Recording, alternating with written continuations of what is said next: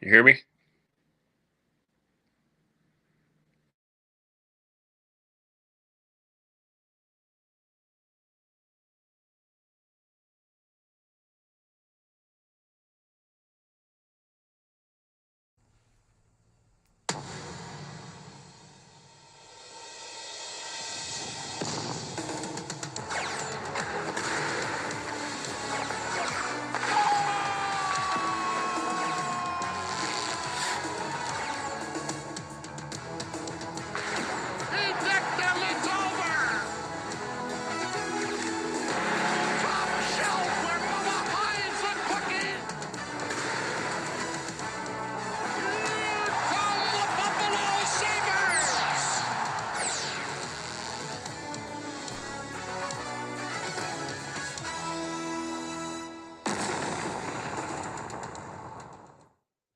And welcome everybody to Two Goalies One Mic, brought to you by Fatty Beer Company, Western New York's premier market and tap room. Over 8 different Western New York locations to choose from, with over 300 beers to choose from. Actually, I mixed that up. With 8 different locations to choose from, as well as over 300 beers to choose from.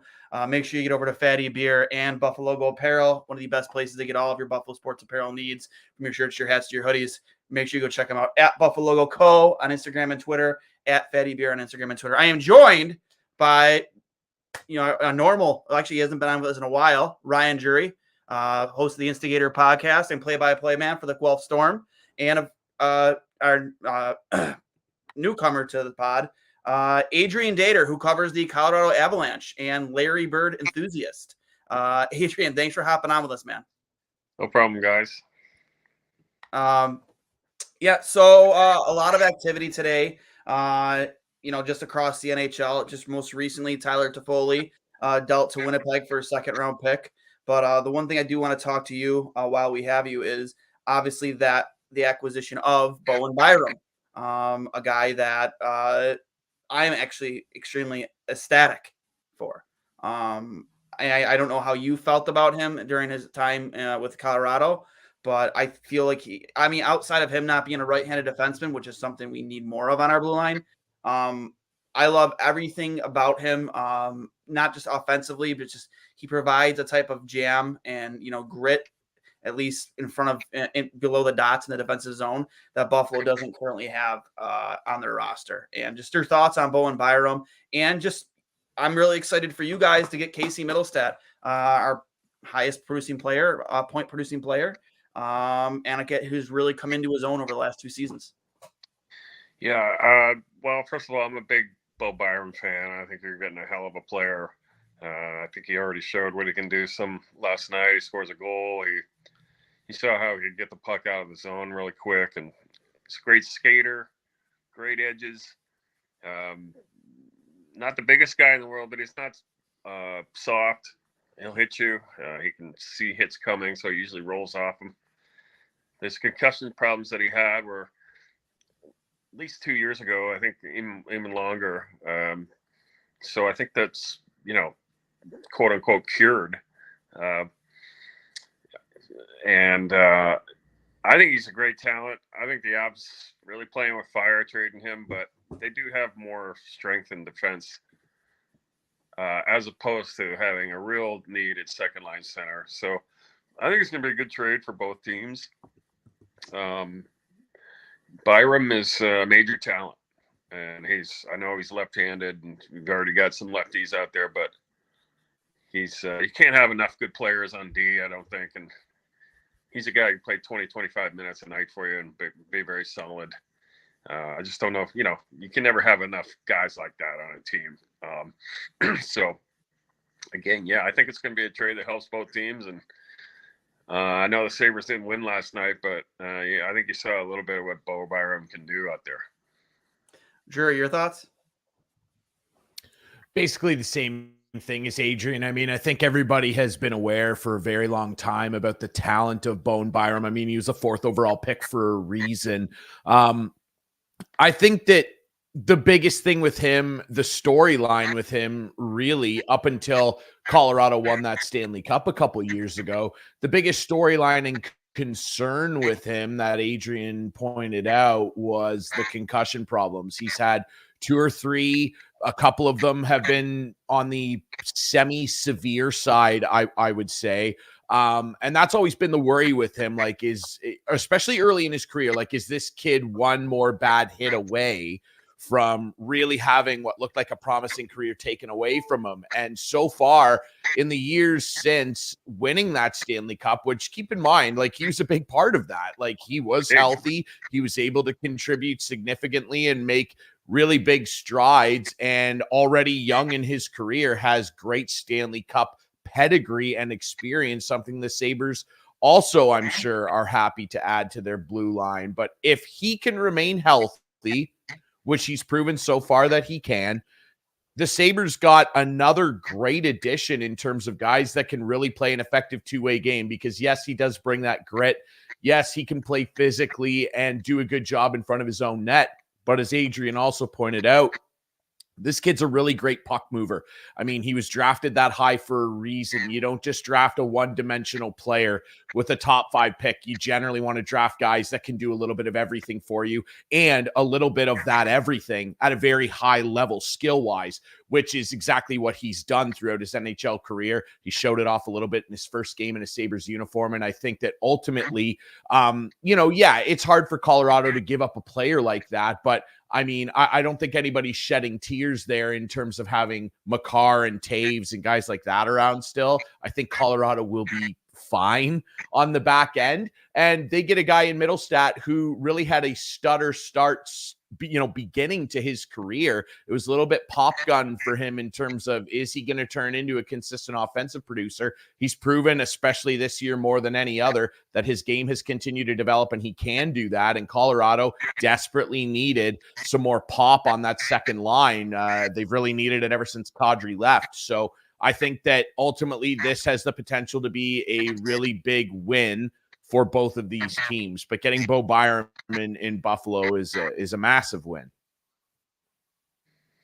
Yeah, piggybacking off what you both said, I knew he was he's a 4th overall pick, high ceiling, obviously dealt with concussions, but I really just went down a rabbit hole with Bo after the deal was announced. And listen, the Sabres the fan base's reaction was very indifferent. Like, I think the biggest thing was you finally develop a guy, right? It took a while, to your point, Jury, that it took 5 years for him to find an identity on this team. And, he's turned into a phenomenal player. And I think he's going to fit in. So I think that kid is going to slay in Colorado, by the way. He is going to do so well. And I hope he wins the cup. I really do. You develop this kid after so 5 years of frustration. He's an eighth, I think it was 8th overall. So many highlight reels to talk about from him back. His first year in Minnesota, and then from the World Junior tournaments. I think he played in the outdoor. I think he might have played in the outdoor game here too. I think it might have been that same year. I can't remember, but regardless, like, there's so much hype around him. And I think the one thing to point to is I think they made him go pro too early. I think he should have went back to Minnesota for one more year, would have helped his game, and maybe he would have developed a little bit faster. But that, with that being said, like, he finally came and found an identity, and there's so much excitement. And you figured he wanted to be here. He was very vocal about it, and then you just trade him after Kevin Adams kind of says, "Oh, we're not shopping him," and then the deal is announced, and then you get a defenseman, a left-handed defenseman that people didn't know a ton about, but I went down that rabbit hole and I just through YouTube, and I'm like, holy crap, man, this guy's got a little bit of Chris Pronger in him in front of the net. Like, and that's something that none of our defensemen have, in terms of, if you stand in front of our goalie, he's going to cross check you. He's going to hack you in the shin. He's going to hack you in the ankles. Like, you're going to know when you're out there with Bo Byram and you're standing in front of the goalie. Like, and that's something we just don't have right now in Buffalo. And we saw it last night, how he moves the puck up the ice. Immaculate skater. He joins the rush. I think he's going to fit in so well with Owen Power and Rasmus Dahlin and Ryan Johnson. Hopefully they get the whole situation figured out between who's going to play the right and left side. Last night he played with Dahlin, looked great. I think he might help fix that power play a little bit. They tried him on the, I think it was the second unit last night. And I think he's going to help there as well. So, yeah, I'm ecstatic for it, and I point to how long it took Casey to develop as a reason to not be mad at this deal, because I think Bo does have a very high ceiling, Adrian. Yeah, well, I think that you're right. I think the Avs are thrilled to get Middlestat, the young 2C that could be here for years. So just wrapping that up again, yeah. So I think it's a trade that helps both teams. I know Buffalo does have Rasmus Dahlin, though, and the only thing I worry about with Bo is that he's not. I think he wants to be a number 1 or 2 D man, and that's probably not going to happen right away in Buffalo. Well, they had him playing with number 1 last night. Yeah, well, that's right. Well, so he's a good player, boy. You guys are gonna love him, and he's so young, 22 years old. He can't be a UFA for a little while, so I expect him to do good things in Buffalo. I'm sure he's gonna like Buffalo eventually. I'm sure he's a little bit of shock right now, going from Cup contender to Buffalo, but I think he's gonna like Buffalo. He's an outdoorsman. He likes hunting and fishing and all that stuff. So I think he'll like it there. He has relationships already on the team too, with a couple guys too. And he mentioned that it helps the transition. Your Colorado Avalanche, obviously their stock, it's an arms race at the deadline honestly, any deadline. What more would you like to see from Colorado? Are you content with what they've done? Is there any other area on the team you want to see them address? Well, the only thing I keep hearing is that they may be bringing in another goalie still by 3:00, but hasn't happened yet. So, I do think that's still one area that they're a little worried about, but I don't think you can, I think they're going to go with Georgiev for the playoffs, and anybody they get sounds like it'd be a backup, but you got what you got in goalies. You can't just go out and get the best goalie in the league at deadline. That doesn't happen. So, so I think they address everything else. So, I mean, they brought in a lot of guys. I mean, right now they have 2. I don't know where all these guys are going to play. But they took care of their second line center need. They're going to get Val Nichushkin back probably tonight, and there's still a little bit of optimism that they're going to have Gabe Landeskog back in the playoffs. So, you had Middlestat, Landeskog, and Nichushkin for a second line going into the playoffs on top of the McKinnon line. It's going to be a pretty tough team to stop. Then you got Makar and Taves. You got a bunch of other forwards that are good, good D still. So they look like a wagon again, but, it's going to be a lot. There's a lot of good teams in the West right now. It's going to be a really tough playoffs to get through. I think the West, who comes out of the West this year, is probably going to win it. Although I like Florida too, but I just feel like the West is a little bit better right now, and the Avs will be tough to beat. That said, they've had a little bit of, I don't know, up and downs this year with things. Goaltending hasn't always been good. Ryan Johansson was a bust, but he's gone now. So I think they're pretty confident about their team going forward. Yeah, I think everybody's trying to get hot right at the right time, right? Like goaltending, if that was to be addressed, I mean, there's some good goaltenders available out there. I mean, there's still talk about Ullmark. There's still talk about Markstrom. I'm not sure if those guys would be in the conversation for Colorado. That'd be wild. But it seems like the two horses out of the West that I think are going to be the hardest to contend with. There should be easy to say 3. Vegas doing what they do best, circumventing the cap. Going to get Noah Hannafin the other night. Edmonton. Who did they just added? Who did they just add? Eric Duane. Yes. Sorry. So they added some firepower there. Trenton from Nashville. Yep. I don't know about him really, but supposedly a gritty forward. Yeah. They stocked up on forwards. People forget they just got Zach Parise about a month ago. That's true. Like I said, I don't know where all these guys are going to play. Yeah. We'll see. We're not done yet, baby, with the deals. And it's funny too, because you're so top heavy on all three of those teams. And to your point, the biggest question mark I would say for all three teams is in net. Yeah, Georgiev is probably going to be your horse. Skinner, I think they're saying they're showing confidence in him. And then who is it going to be in Vegas? Is it going to be Logan Thompson? Is it going to be Hill, who won you a cup last year? Like, flip a coin, I guess, at this point. Yeah, we know who it won't be is Marc-Andre Fleury. Yep. Not moving. So a lot of, conspiracy theorists in Denver, but, could still happen. But no, I heard it's not going to happen. He's not moving. I don't think he wants to move with his family and everything again. Yeah.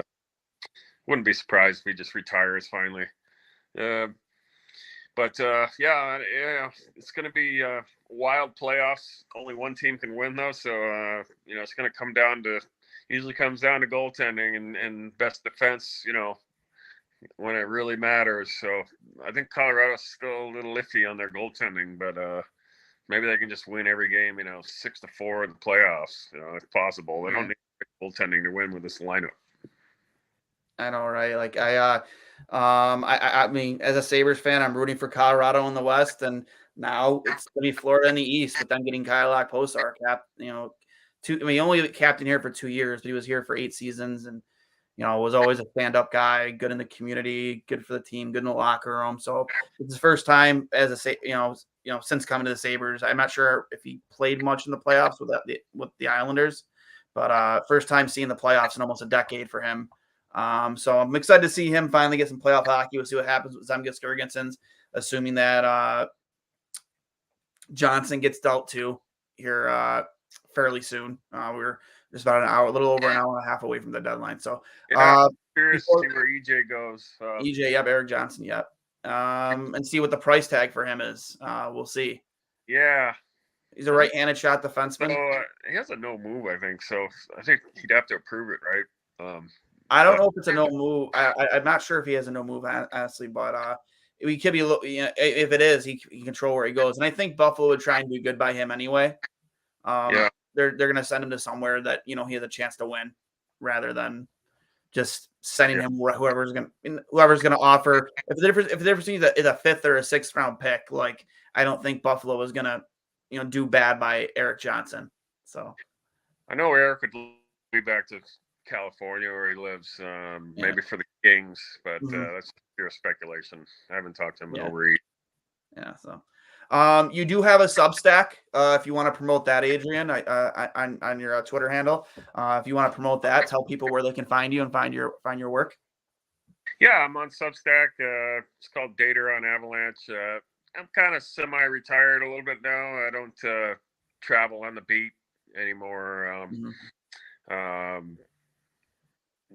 getting a little up there, and travel just wore me out for 33 years, constantly on the road, and so enjoying that. Still doing well as a site, and I enjoy it for what it is, and do a lot of other freelance writing. So yeah, that's my life now, and Avalanche.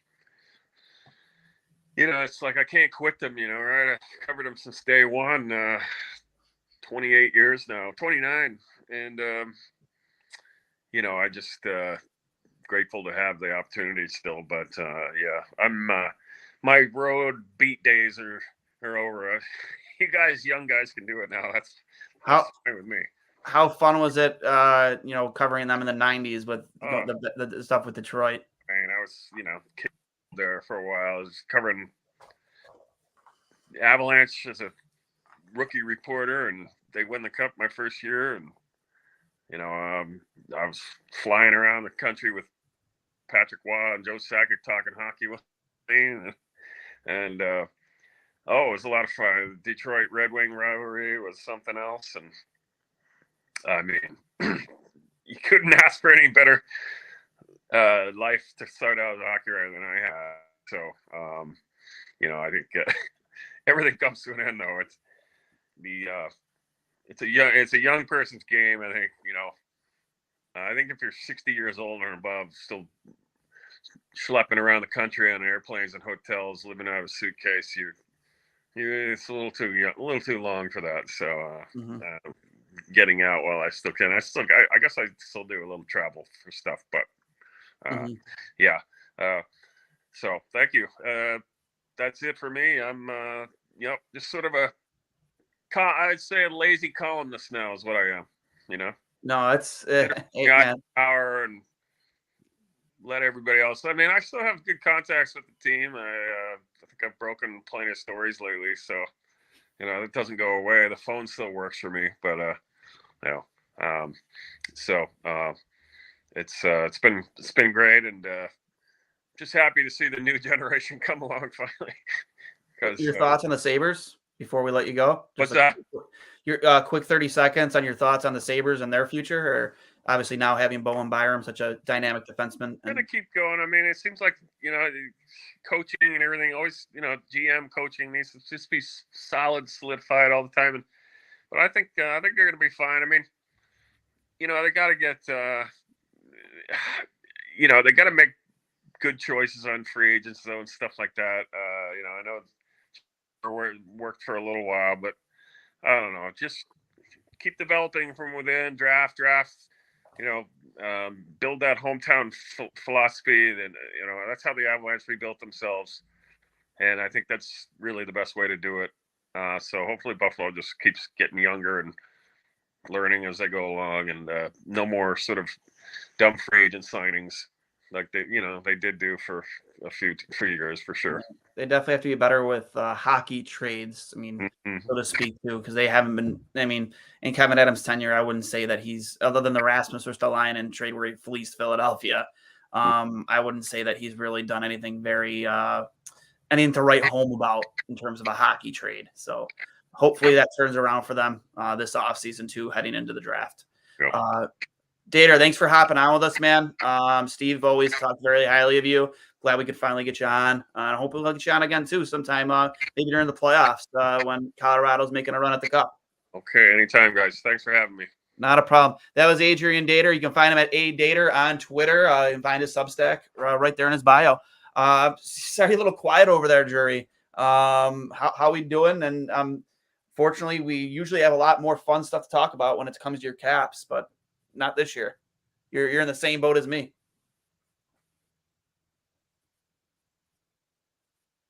You're muted, bud. You're muted, bud. Can you hear me? Can't hear you. Oh, yeah. I think Drury muted himself here. Can't hear you, bud. I don't really agree with that.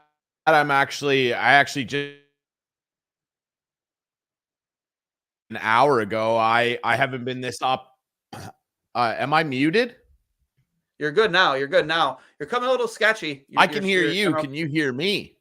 I can hear you. Can't hear me. You're coming in. Your picture's coming a little sketchy right now. I'm not sure if it's me or you. I don't know if I did. Hold on. All right. Am I here? Yeah, you're there. We all hear you. Do you have me now? I hear. Yes. Is there a delay? You can hear me? Yes. Can you hear me? Can you hear me now?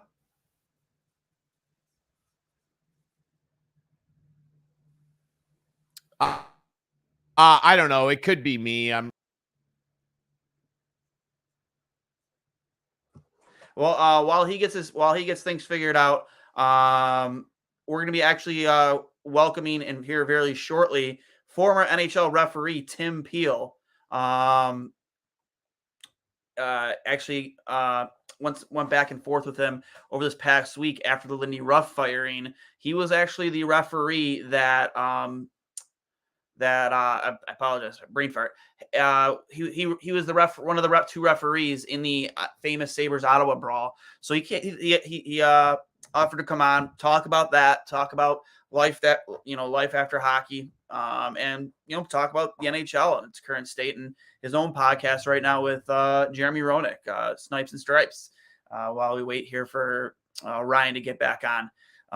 But thanks a lot to Adrian for coming on with us. Bowen Byram, any Sabres fans who watched that game last night, he was exciting to watch. That goal he scored, I mean, if you go on YouTube, there's like 10 clips of him scoring a goal exactly like that. And then that back and forth between him and Owen Power, absolutely phenomenal, man. Was an absolute treat to watch. Just in the chat, guys, everybody hear me, right? Am I coming in good? Coming in clear? Just want to be sure. While we wait here for Tim Peel to come on with us, again, I can't wait for him to hop on. And just to go over some of the deals that have been announced so far. Zucker obviously was traded out of Arizona. I believe he went to, let me see. Tyler Toffoli went to Winnipeg. Obviously, we already knew that Noah Hannafin went to Vegas. Again, circumventing the cap. Why not? Zucker went to Nashville in the past hour. I'm not too sure on the deals with that trade right now, but Jason Zucker you are a Nashville Predator, team that Buffalo happened to lose to last night. And we're an hour and a half, 90 minutes away from the trade deadline. Sometimes too, there are deals that come in like shortly after 3:00. We'll see what happens. But if you're a Sabres fan right now, we obviously already knew Casey Middlestat 2 days ago traded to the Colorado Avalanche in exchange for Bowen Byram, who made his Sabres debut last night, had a goal and an assist. It was actually funny in one of our group chats. There was somebody who was going to bet Byram as a first-time goal scorer. They did bet Byram as a first-time goal scorer. But of course, Nashville scored like a minute before we did. Missed out on like a $900 payday or whatever it was. But they did get him for an anytime goal scorer, and it did win $100. So, but a goal and assist, and everything you saw from him. And if you went down the rabbit hole of Twitter or YouTube, pull up his video clips, how he skates the puck up the ice, how he avoids pressure, his zone exits. He's very calm and poised when put under pressure in the defensive zone when he has the puck. And just finding that outlet pass. You saw so many examples of it last night. And I'm very, very excited to see what Bowen Byram has to give us for the rest of the season. I'm excited to see what he does on that top line with Rasmus Dahlin, the top defensive unit. And I hope there's more deals to come, whether they come today or they come via the offseason. There's a lot of talk about it being the offseason. I don't know. We'll see. What maybe around the draft, like when the O'Reilly deal was made. I don't know, man. I'm being cautiously optimistic. We'll definitely see Erik Johnson get traded. Erik Johnson will absolutely be traded. To who? Who knows? It'll be a contender. There's some value there with him being a right-handed defenseman. He has the experience. He's won a cup. He knows what it takes. He's been on deep playoff runs. There's a huge value for a guy like Erik Johnson at the deadline. Will he get more than what we got for Kyle Okposo? I don't know. We got an AHL left-handed defenseman, of course, and of course a 7th round pick that becomes a 5th round pick if Florida wins the cup. So I'm waiting here. I'm sending the link right now to Tim Peel. He'll be on here shortly from the Snipes and Stripes podcast. We do have a trade to announce involving the Minnesota Wild. Let's see here. The Minnesota Wild have acquired forward Luke Toprowski and a conditional 2026 6th round pick from Boston for forward Pat Maroon. So, Drury, while you were trying to fix whatever was going on your side of things, Pat Maroon was traded. Pat Maroon, yeah, I did see that earlier on the TSN panel. Yeah, sorry, I don't know what was going on with my computer there. It's old Apple, it's just you update the computer and every update makes your computer wonky for a couple days. Yeah. Figure this out, Uncle Tim. Come on, Tim Cook. Like, figure it out here. You just got fined $2 billion. Fix these frigging Right. computers. Agreed. Yeah, Pat Maroon. Yeah, he'll add a little bit of grit, obviously, and he's got all that cup experience. And again, it's not shocking to see that team loading up on guys. You know, I mean, he fits in with the identity of the Bruins, and you know, obviously he's coming off that back surgery, so he's probably not going to be able to play for at least probably a few more weeks. And, you know, it's a low risk gamble. If he doesn't end up playing, they didn't give up a ton to get him. It's a conditional pick. And if he does end up playing, we all know exactly what that guy's all about. And so does everybody else. And obviously we were talking a lot with him about Byram while you were patiently sitting there in the background. More of your thoughts on that deal for both Colorado, Casey Middlestat, and obviously Buffalo getting again, in my opinion, a very good two-way defenseman, young, 22 years old. And I don't really think I'm going too far when I say he has a little bit of got like Chris Pronger in him when it comes to the way he plays in front of his own goaltender. Yeah, everything I saw from him, you know, he'll cross check you, he'll hack you in the shins, you know, and he's not afraid to fight. It's like he fears nobody, which I love about him. Yeah, he's got some nastiness to him, and he's kind of had that edge to him right from his junior days. And I'm not super surprised that, you know, Buffalo would want to try and target somebody like that, especially for a guy, and you touched on it when we had Adrian on, that they developed in Casey Middlestat, who looks like he's finally starting to really like carve out who he's going to be as an NHL player. But ultimately, I think what Buffalo can take solace in terms of the fan base and certainly the team is that they've gotten a kid who, again, he wasn't a 4th overall pick by mistake. I mean, he has a very, very high ceiling. The early part of his career was railroaded by concussion problems. And now I think that, you know, we saw him be part of a Stanley Cup winning team, and he played very well on that run, but he wasn't the guy. I still think that he is acres below what everyone believed his ceiling was when he was drafted. And that's got to be very exciting for Buffalo, who, again, you know, you lose Middlestat, but the hope here has always been, especially with the contracts that they signed, that they have a good spine to build around in Cousins and Tage Thompson. You know, I think that Middlestat has done a great job this year on a team that has taken a bit of a step back and struggled, sure. But ultimately, I think the goal going forward when those contracts were signed was always to build around those two guys in the middle and then figure out your bottom 6. You know, the hard part is supposed to be done in terms of getting that big talent down the middle here. So, ultimately, I think that the deal has a really high potential to work out extremely well for both teams. Yeah, I couldn't agree with you more. I know Sabres fans are a little indifferent right now because, as I stated before, it took such a long time to develop Casey. Like, it really did. Like, you know, there's a lot of patience there, a lot of frustration. We saw the raw talent. You know, he, you know, very, you know, stick handling, unbelievable hands. Great shot. He was a smart player. It was just for him.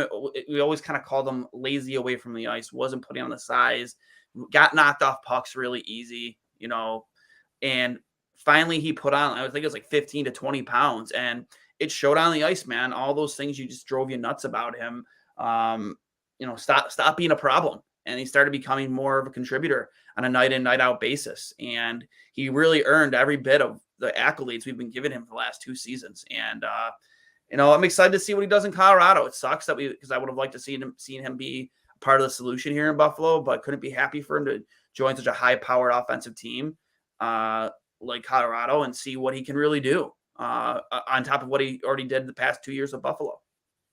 Yeah, I agree. And I think that he's going to the right kind of situation for a player like him at this stage in his career to kind of get away from a bit of struggle in Buffalo where, you know, even despite that, he started to find his footing here, and he's going to go to a team that is well drilled. A majority of those guys from the Cup team are still around, and they're going to be able to kind of, you know, bleed him into the lineup with, you know, really no urgency or issue. I think that his skill set lends well to what they need and what they're trying to do. Like Dater said to us, you know, Ryan Johansson, you know, at this stage of his career, they were kind of taking a flyer on him and, you know, ended up being a bit of a bust in terms of what they need, but they're going to get that with Middlestat, I think.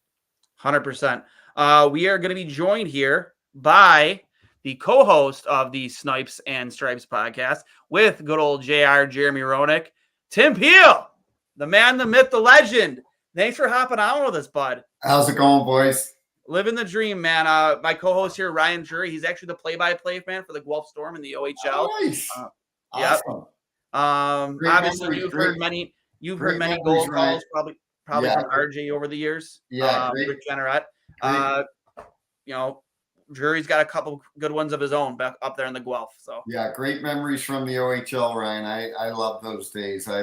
First time I ever worked, I grew up, I'm a kid that grew up in New Brunswick on the East Coast and certainly never played in the OHL. And first game I was ever a referee and was in Sudbury, and Sudbury scores, and all of a sudden this big wolf goes across on this rope, and I'm like, and they got the wolf is howling, they got this stuffed wolf, and every time the Sudbury Wolves would score, this wolf would go across over your head. It was awesome, but I love the OHL. Yeah, it's a great league, and it'll warm your heart, Tim, to know that Wolfie is still there. Yeah. Wolfie is still getting tracked across the ice when the Wolves score, and this year in particular, they've been doing a lot of that. The Wolf has had a lot of rides. I think it's up to like 282 or something like that. So he's still around. That's great. And then the old Windsor Burn, that was before they knew it had the new arena. God. The glass was low. They poured beers on you as you were skating by. Sarnia had police escorts out of there once. They were going to kill me in Sarnia. It was a lot of fun. I loved the OHL. That was back in the 90s, and it was tough. And, it was a man's game, even though these were young men. It was a man's game. These kids were tough. Yeah, I think that's what I like most about doing this show and having guests on like you is hearing stories just like that, man. Back I hate using the words like, Buzz, like the good old days, but like Sure. I'm a guy who loved like my Sabres teams. I love those late 90s, early 2000s Sabres teams. Obviously, it was great when they had Briere, Drury, and all those guys in the mid 2000s, late 2000s. Those are great times. But I talk about the hardest working team. When they were called the hardest working team in hockey back in 95 to 2001 under Lindy Ruff. Before that, Ted Nolan. And that 96-97 team, I think, was my favorite.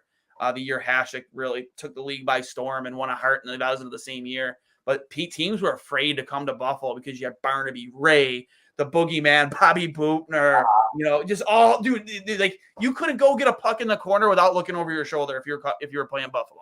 I know. I love those. I love that era. I truly believe we had Barnaby on our show, JR, and I did a couple months ago, and we were talking. I think that era of the mid to late 90s and the early 2000s, that was my favorite hockey. You talk about those players you were just alluding to. Then you talk about, the Philadelphia Flyers. They had the Legion of Doom line with LeClaire, Renberg, and Lindros. Like, it was a tough game, but these guys were skilled too, right? Like these guys were extremely skilled. They were just also, they were beasts as well. And, unfortunately everything changes, and I get that in sports and society. I kind of miss that era, and I'm hoping we don't, we see how Matt Rempe has kind of taken the NHL by storm on social media and everything else. Yeah. Because he's brought this element of physicalness that we really haven't had in the last few years. And that's the thing that makes our sport so good is that when you have that physical nature, it creates emotion in our game, and emotion in our game is a good thing. And I don't want us to get away from, and we'll see it in a few weeks. Like we'll see it when the playoffs ramp up.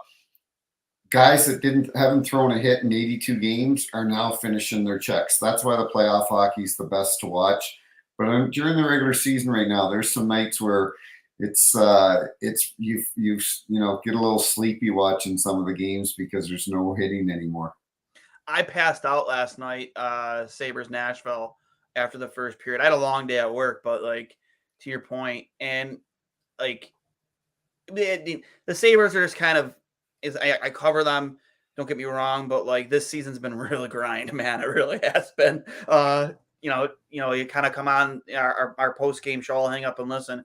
You say the same thing, you regurgitate the same things over and over again, right. Why they're losing. Well, they lost tonight because of this, and the next game, they lost tonight because of the thing left from the reason they lost last game. It's just a regurgitation, just a lack of physicality. The players not going to the net, below the own dots, and you're in front of your own goaltender. Just a lack of jam, a lack of grit, like lack of awareness of who was really around you, at least for the first half of the season. But they went out and they got a guy like Bowen Byram. I'm not sure if how familiar you are with him. Yep. Really exciting player, I think.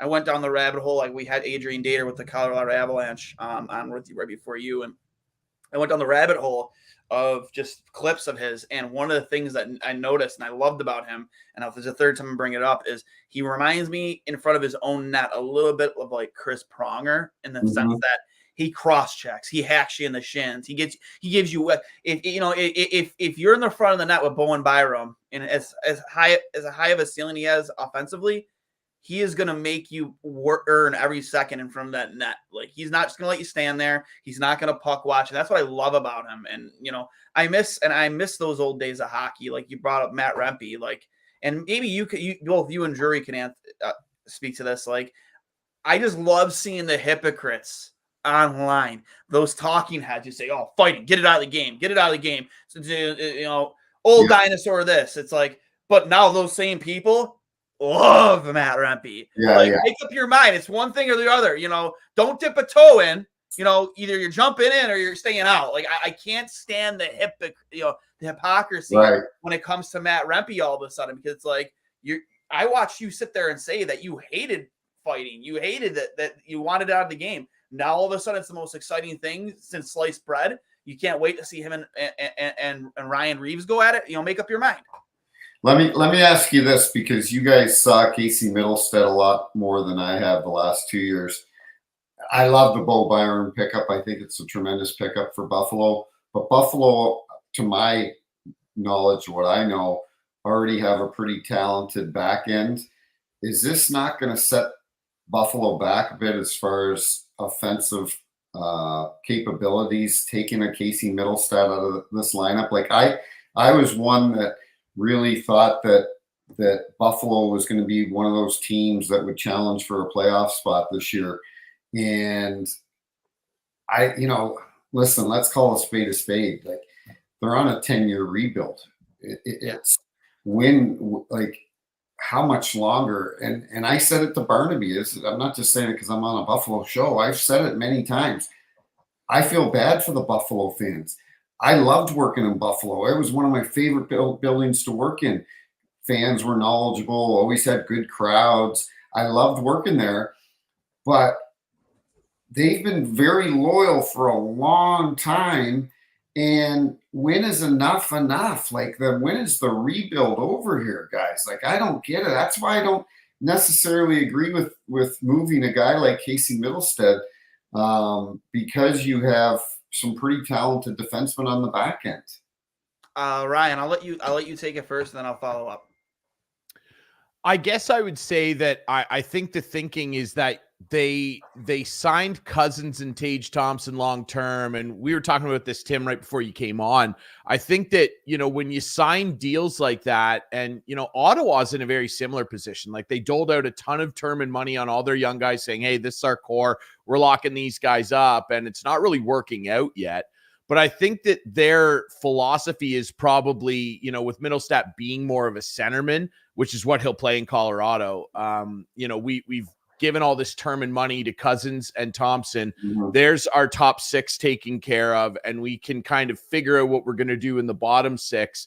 And I know he's one of the leaders in points this year on that team. That team has taken a step backwards offensively. They were the third highest scoring team last year, and that's dropped off. And that's why we don't see them in the playoff race, because their defensive play still hasn't improved, which is what cost them narrowly a playoff spot last year. And I think that Devin Levi is still trying to figure himself out at the NHL level. Like, it's not easy to walk in as a goaltender, and not everybody's going to walk in as Andrei Vasilevsky and hit the ground running. He's still trying to figure his game out at this level. So I think that the philosophy there is let's load up on defense and get this big potent blue line with all this talent involved here. And we'll try and figure it out. And, Dater, who was on with us before, said it. One thing that's really cost Buffalo, and we're seeing it cost Ottawa as well, they've made a lot of mistakes and given a lot of term and money in the past to free agents who were not going to make a big difference in the room. They overpaid some of the guys that they signed. They brought in guys, I felt at times, and I'm not going to name names because I don't want to be disrespectful, but they brought in guys at times that I felt when the deals were signed, I went, they just signed a guy to sign a guy and go, look, we're active, we're adding to the team, rather than actually thinking about what kind of impact that player would, or in most cases would not have on their lineup. And that's going to be the task for Kevin Adams and his scouting staff going forward. A scouting staff that, we've harped on this many times, Duane, that the ownership has gutted over the last couple of years, which is embarrassing to do that. But they are going to have to be very careful now going forward about how they insulate this young group of players, because if you want to just keep on, recycling, getting draft picks and going through this decade-long rebuild, as Tim pointed out, that's, you're going to find yourself here perpetually. One thing I will say quickly that gives them a little bit of hope, and we've seen this before, Edmonton went through this. It took them a very, very long time and 800 first overall picks to finally figure it out. Florida, who's the toast of the town right now, they missed the playoffs for, what was it? It was at the time a North American record. I believe it was 14 or 15 years that they missed the playoffs straight, which is unbelievable. So it can be done, but the task now with moving a guy like Middlestad out is adequately resetting that forward core to take a big step forward and improve the team's play overall next year. Well, you don't want to mention any names, but I will, and I've been critical on him, and that's Jeff Skinner. I think he's a big problem in that dressing room. I think I reffed him his entire career. I know what he's like as a player on the ice. He's selfish. He wants to blame his teammates. He wants to blame the officials. He wants to blame the coaches.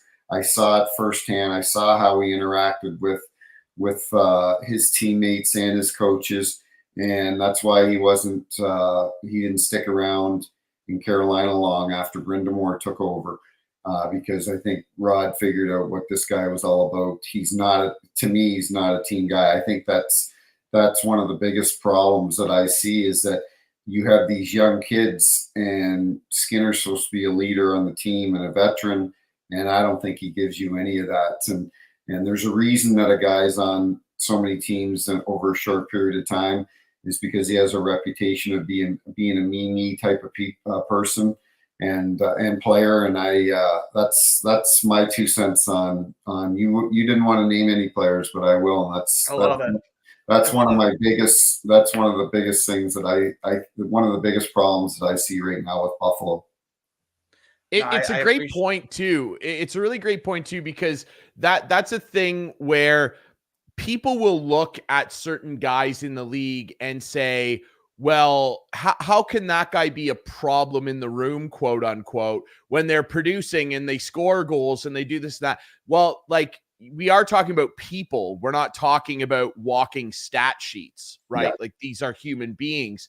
You'll remember, Tim, my cousin Brad Shaw, who's been coaching in the league for a long time, played in the league for a long time. I didn't know Brad was your cousin. Tell him who your other cousin is.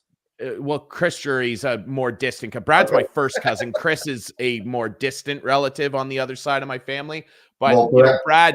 When Brad and Mary lived here in St. Louis, their daughter used to Caroline. Yeah, Caroline. Yeah, she used to babysit for us, actually.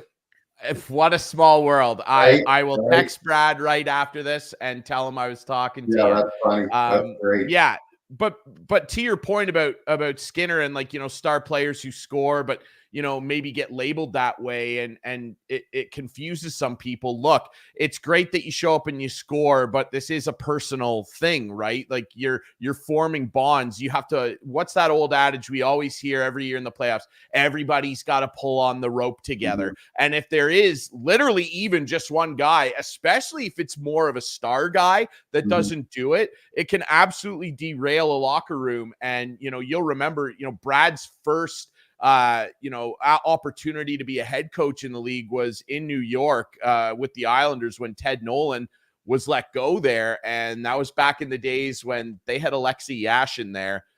And I've heard some interesting stories that I won't repeat here about the way Yashin was. Like, this guy would show up 5 minutes before a game. I'm not kidding. 5 minutes before the game and get dressed, would not take warm up. And like, there were days at the practice facility where everybody would be on the ice and he would show up a half hour to 40 minutes late in his Ferrari, and he would wear a red leather jacket, and he would go up in the stands at the practice facility while the team's on the ice in a red leather jacket and sunglasses, like wants to be noticed. And he would sit in the stands while his teammates were doing drills and tape 5 sticks and then disappear and leave. Like, wouldn't talk to anybody. Like, that's wild. And I'm not saying that Skinner is at that type of level here, but for people who look and go, well, how can the star guy that puts points up for the team be the problem? They can absolutely be the problem because they're people. Yeah, absolutely.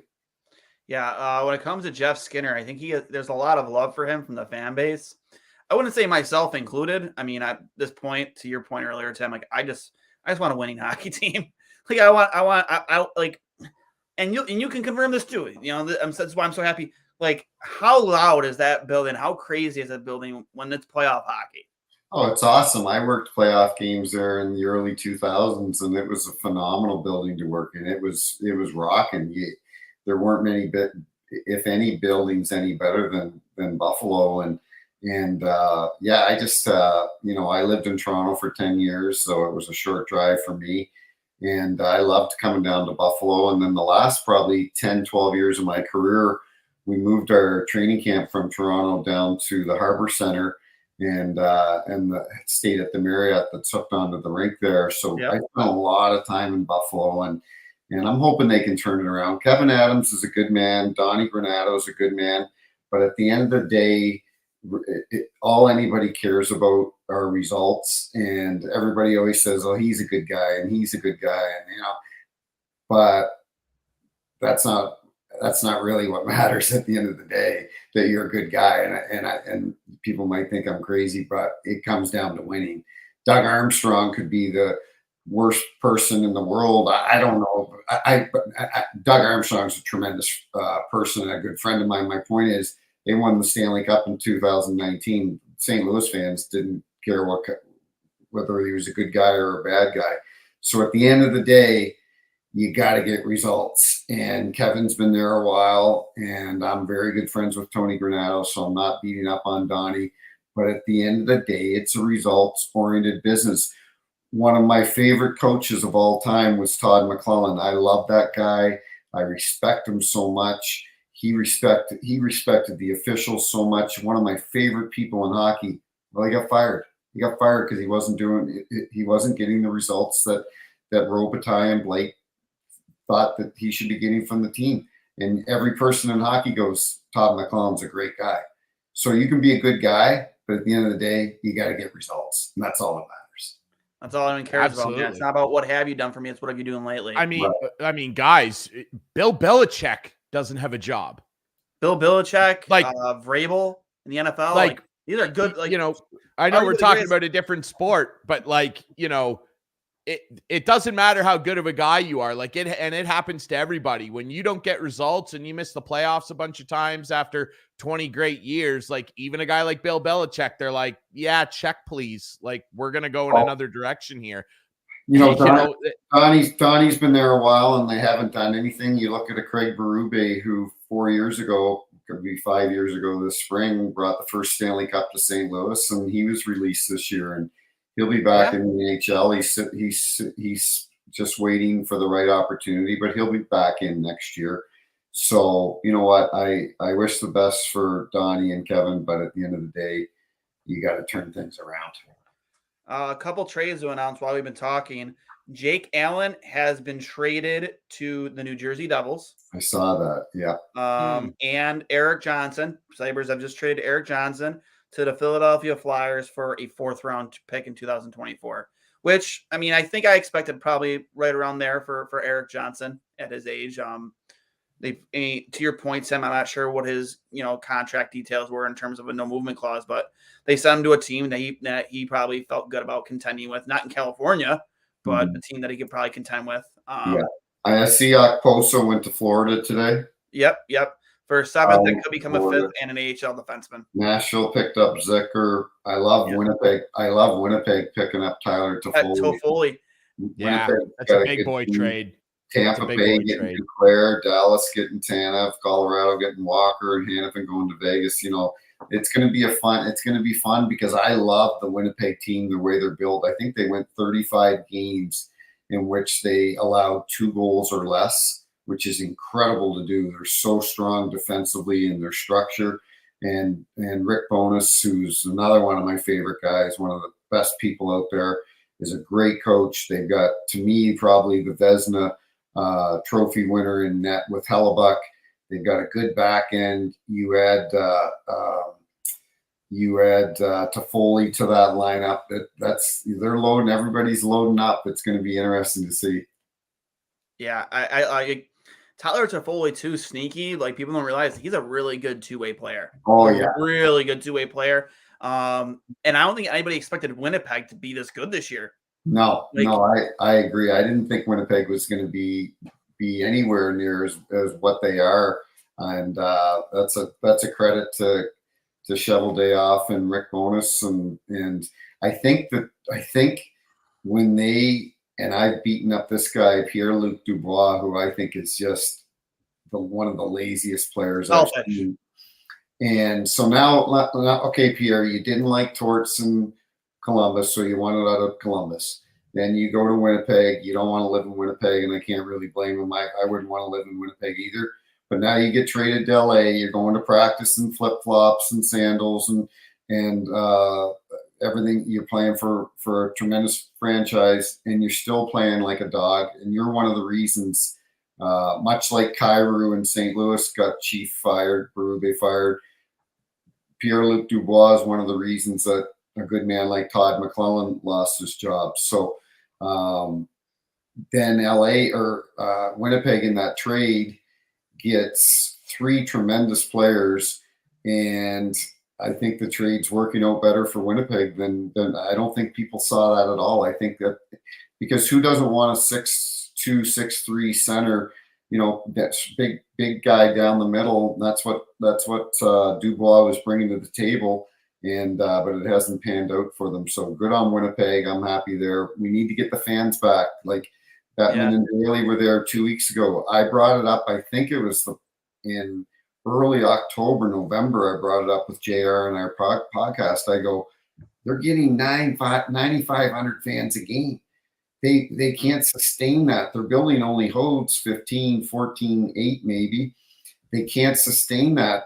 But on the other hand, I'm not surprised either, because they don't have the corporate sponsorship in Winnipeg to sell the tickets that a lot of these big cities have.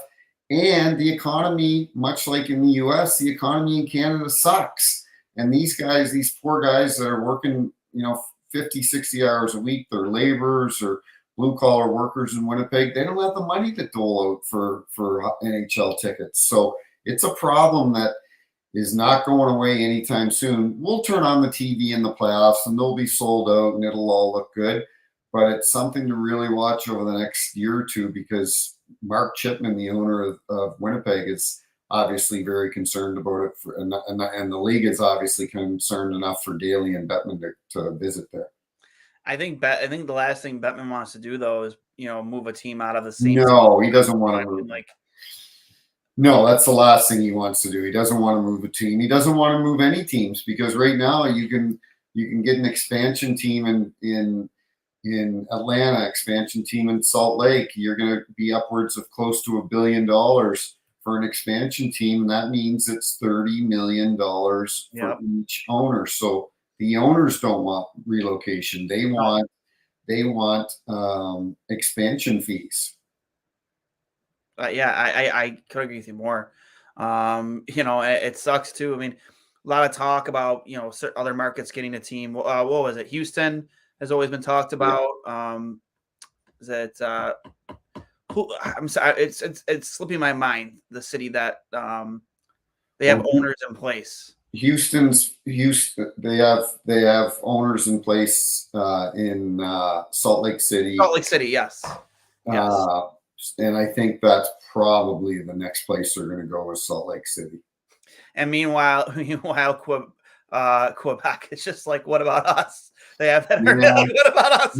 And listen, I'm Canadian, and it would be great to have them in Quebec City, but there's a reason that they didn't last before and had to move to Colorado. Is Quebec City is not a big city, and it comes down to corporate sponsorship again. You can sell as many season tickets as you want, but you have to have the corporate sponsorship for when the season tickets dip down below what they need to break even or to make money. You need that corporate sponsorship, and without it, you struggle as a franchise. I agree, and I think Salt Lake City would be a good spot for a hockey team. I mean, we saw a chatter online about it. Might be interested. Always interested to see them move a team back to Hartford again. The old Whalers. I just used to love their jerseys. Houston too. I mean, a second team in Texas. That'd be interesting. Lindy Ruff was fired a little over a week ago now. Obviously, we have a lot of love for Lindy here in Buffalo. You probably officiated one of the most polarizing games of the last 2 decades, and we talked about it. I posted that clip of Ruff and Brian. Was it Brian Murray? Yes, Brian Murray. Yeah. Going back, get ready to, I think. And Lindy hurt himself real bad there. I don't know if people remember, like he fell off the bench trying to charge at Brian. I heard he banged up his knee or something like that pretty bad. But it is the best part about that was this guy right here, most known for being the tough guy, Rob Ray, is standing there trying to mute his mic. I know, that was not awesome. muting it at all.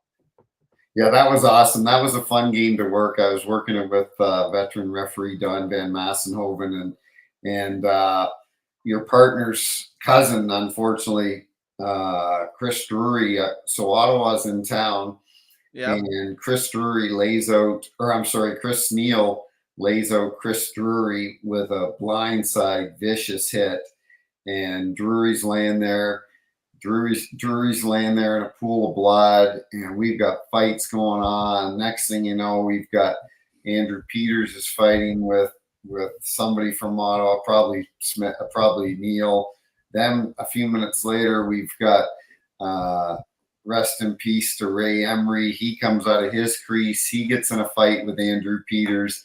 It was an absolute shit show, and everybody was fighting. It was so much fun, though. I look back at games like that, and it brings back a lot of fun memories because it was chaos that night. Not too often do you see a tough guy like Andrew Peters in a goalie fight. Usually if it's a goalie fighting, he's fighting another goalie. But here you have Ray Emery, who was a pretty tough kid himself, taking on Andrew Peters, and it was Andrew's second fight at that same stoppage, I think. So yeah, it was a lot of fun. But back then, so the crazy thing is, on social media, a couple people said, "Well, why didn't you call a penalty?" And I tried. Finally, I got worn out. I don't know if you saw my comment. I go, Yep. I go, this is why I try not to explain, because this one person kept saying, "Well, it was a headshot. Well, it was interference. Well, it was that." And I kept saying, I understand your point. Yes, to the rule book. But guess what? The rule book has not changed. What year was that? 2007, I think. That was 07. Yes, it was. And the rule book hasn't changed from 07 to 2024. They've tweaked a few things. They've added some things you can challenge, stuff like that. But the context of the rule book has not changed in the past 30 years, but let alone the last 17. but that's not how the game was called back then. I was told after the game, and I won't say from who, but it was somebody from the league in an email, good non-call on Chris Neil. Donnie and I, Van Mass, we're like, oh, we're in shit. We missed it. We got Chris Drury laying on the ice in blood, and we're going to be in trouble with the league. And we get an email saying, good non-call, way not to overreact and take the physicality out of the game. So it's hard for people to understand, but that was the mindset back then. It was accepted back then. I'm not saying a guy laying in the pool of blood is accepted, but that level of physicality was accepted back then. And the rule book was called different, right or wrong, whether people like it or not. That's the reality of it. And now it's a match penalty or a major for a headshot, and you're kicked out, and you're going to be suspended too for a long time. But back then, the Matt Cooks didn't get suspended. Chris Neils didn't get suspended. The guys that were known to do those, Rafi Torres, later on got suspended. A game I called in 2015, maybe. I gave him a headshot in Anaheim. He was playing for Vancouver. He got a 40-game suspension for that. That was in the preseason. Mm-hmm. So it changes. But yeah, that was a fun night, and I'm glad to see that Chris is doing well, and hopefully he doesn't. Hopefully he hasn't had, all joking aside, any serious repercussions or issues from that hit, because a lot of guys do when they retire with all the concussions that they've had. Nah, Tim, I can tell you it was more his knee. His knee kind of gave up on him there in New York. Chris is fine. Good. He's good. Fine. Good. Yeah. Good and going back to that too, I think like in real time too, just with any sport, like it's so tough sometimes to like make that split second decision. Was it a headshot? Was it an illegal hit? Who's the onus on the player, the receiving that, the player making the hit?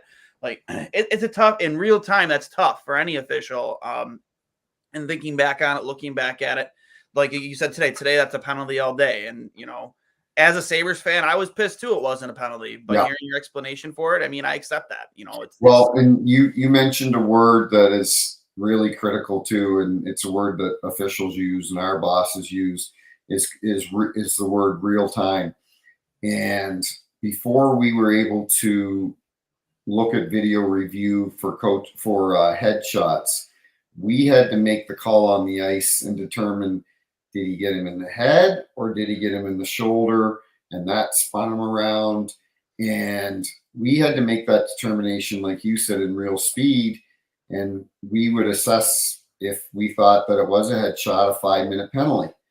Well, all of a sudden now the coach looks at the replay, and TV shows the replay, and they show the replay on the Jumbotron, and he got him in the shoulder. He didn't get him in the head. Well, as a ref, you're like just dying on the ice. You want to dig a hole in the ice because now that team is shorthanded for 5 minutes. Thank goodness now that can be reviewed. So, we're not in Game 7 of the Stanley Cup Finals or any game during the season, and a referee calls a 5-minute major. Well, now they can review it in Toronto with the referees looking at it to confirm it. And if they go, no, you know what? He didn't get him in the shoulder, in the head. He got him in the shoulder. No harm, no foul. Drop the puck. Now nobody can complain. The team that was going to get the power play can't complain because there's the video evidence. And the team that was going to be shorthanded, they're like, perfect. Thank you. You guys got the call right. So that's a good thing about video review. And I kind of hope we limit it to this because to what we can review right now, because I think we may be going down a slippery slope if we start reviewing everything, because there is it is good to have a human element in our game. And but I like where we're at now. We can review headshots. We can review double minors for high sticking. We can review goalie interference, stuff like that. So I think we're in a good spot. Yeah, I agree. The offsides review is a little much for me. I personally think if it has to be part of the game, there needs to be a clock on it. Like, I agree. I can't argue with you on that. I think it's sometimes, if it takes Toronto 5 to 7 minutes to review it, guess what, guys? It's too close to tell. Drop the puck. I agree with you. I think it should be a minute or two, and if we can't tell, then let's move on. And because what it does, it sucks the emotion out of a game. Yep. Say you're, I always use this example because it happened in a playoff game in St. Louis. The Blues scored. Video review. This is when, if your foot was off the ice, they would take it back. His foot was literally less than an inch off the ice. Took him a while. The building's rocking. St. Louis scores, playoffs. Now we got this long video review. And then they take the goal away. It's like it just sucks all the emotion out of the building, and that's the only momentum killer. Yeah, and for the fans too. That's the only thing that is bad about video review. I feel the same way about that as I do about the shootout. You see who is it that does it to perfection? Kuznetsov. Like, there needs to be a clock in the shootout. I know you don't agree, Drury. Because you're I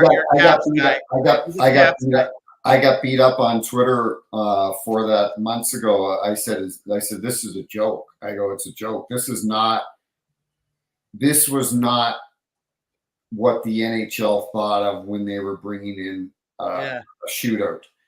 And so let's just say, for example, it's okay for somebody else to do it and come in, which it would be really difficult to do, but to come in even slower than Kuznetsov, to me, you're then just making a mockery of our game.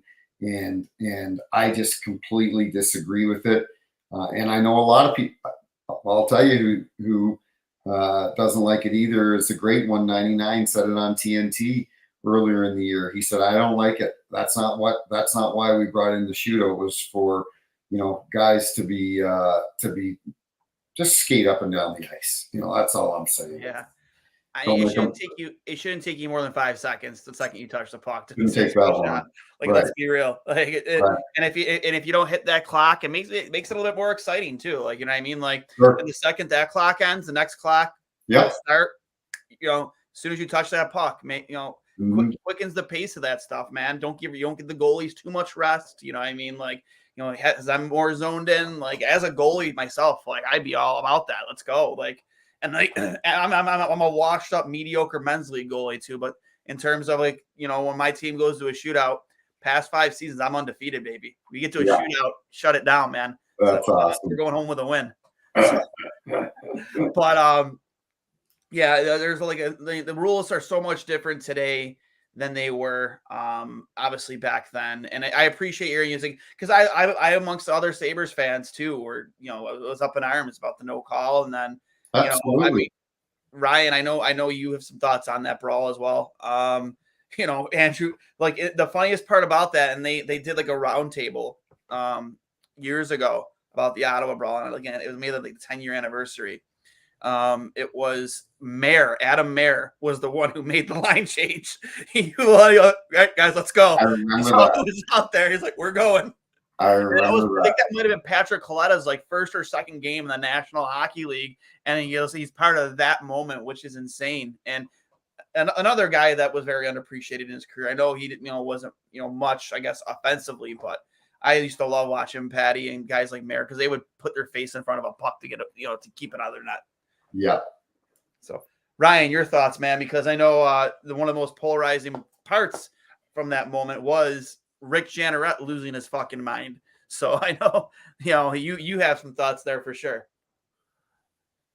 That game's like that whole thing is one of the most entertaining things that I've ever seen in my time watching pro hockey. Like, for anybody to walk away from that and say like, oh, that was goofy or gimmicky or whatever, I'm like, no, it's not. It's hockey. And I mean, I guess you just don't like the sport.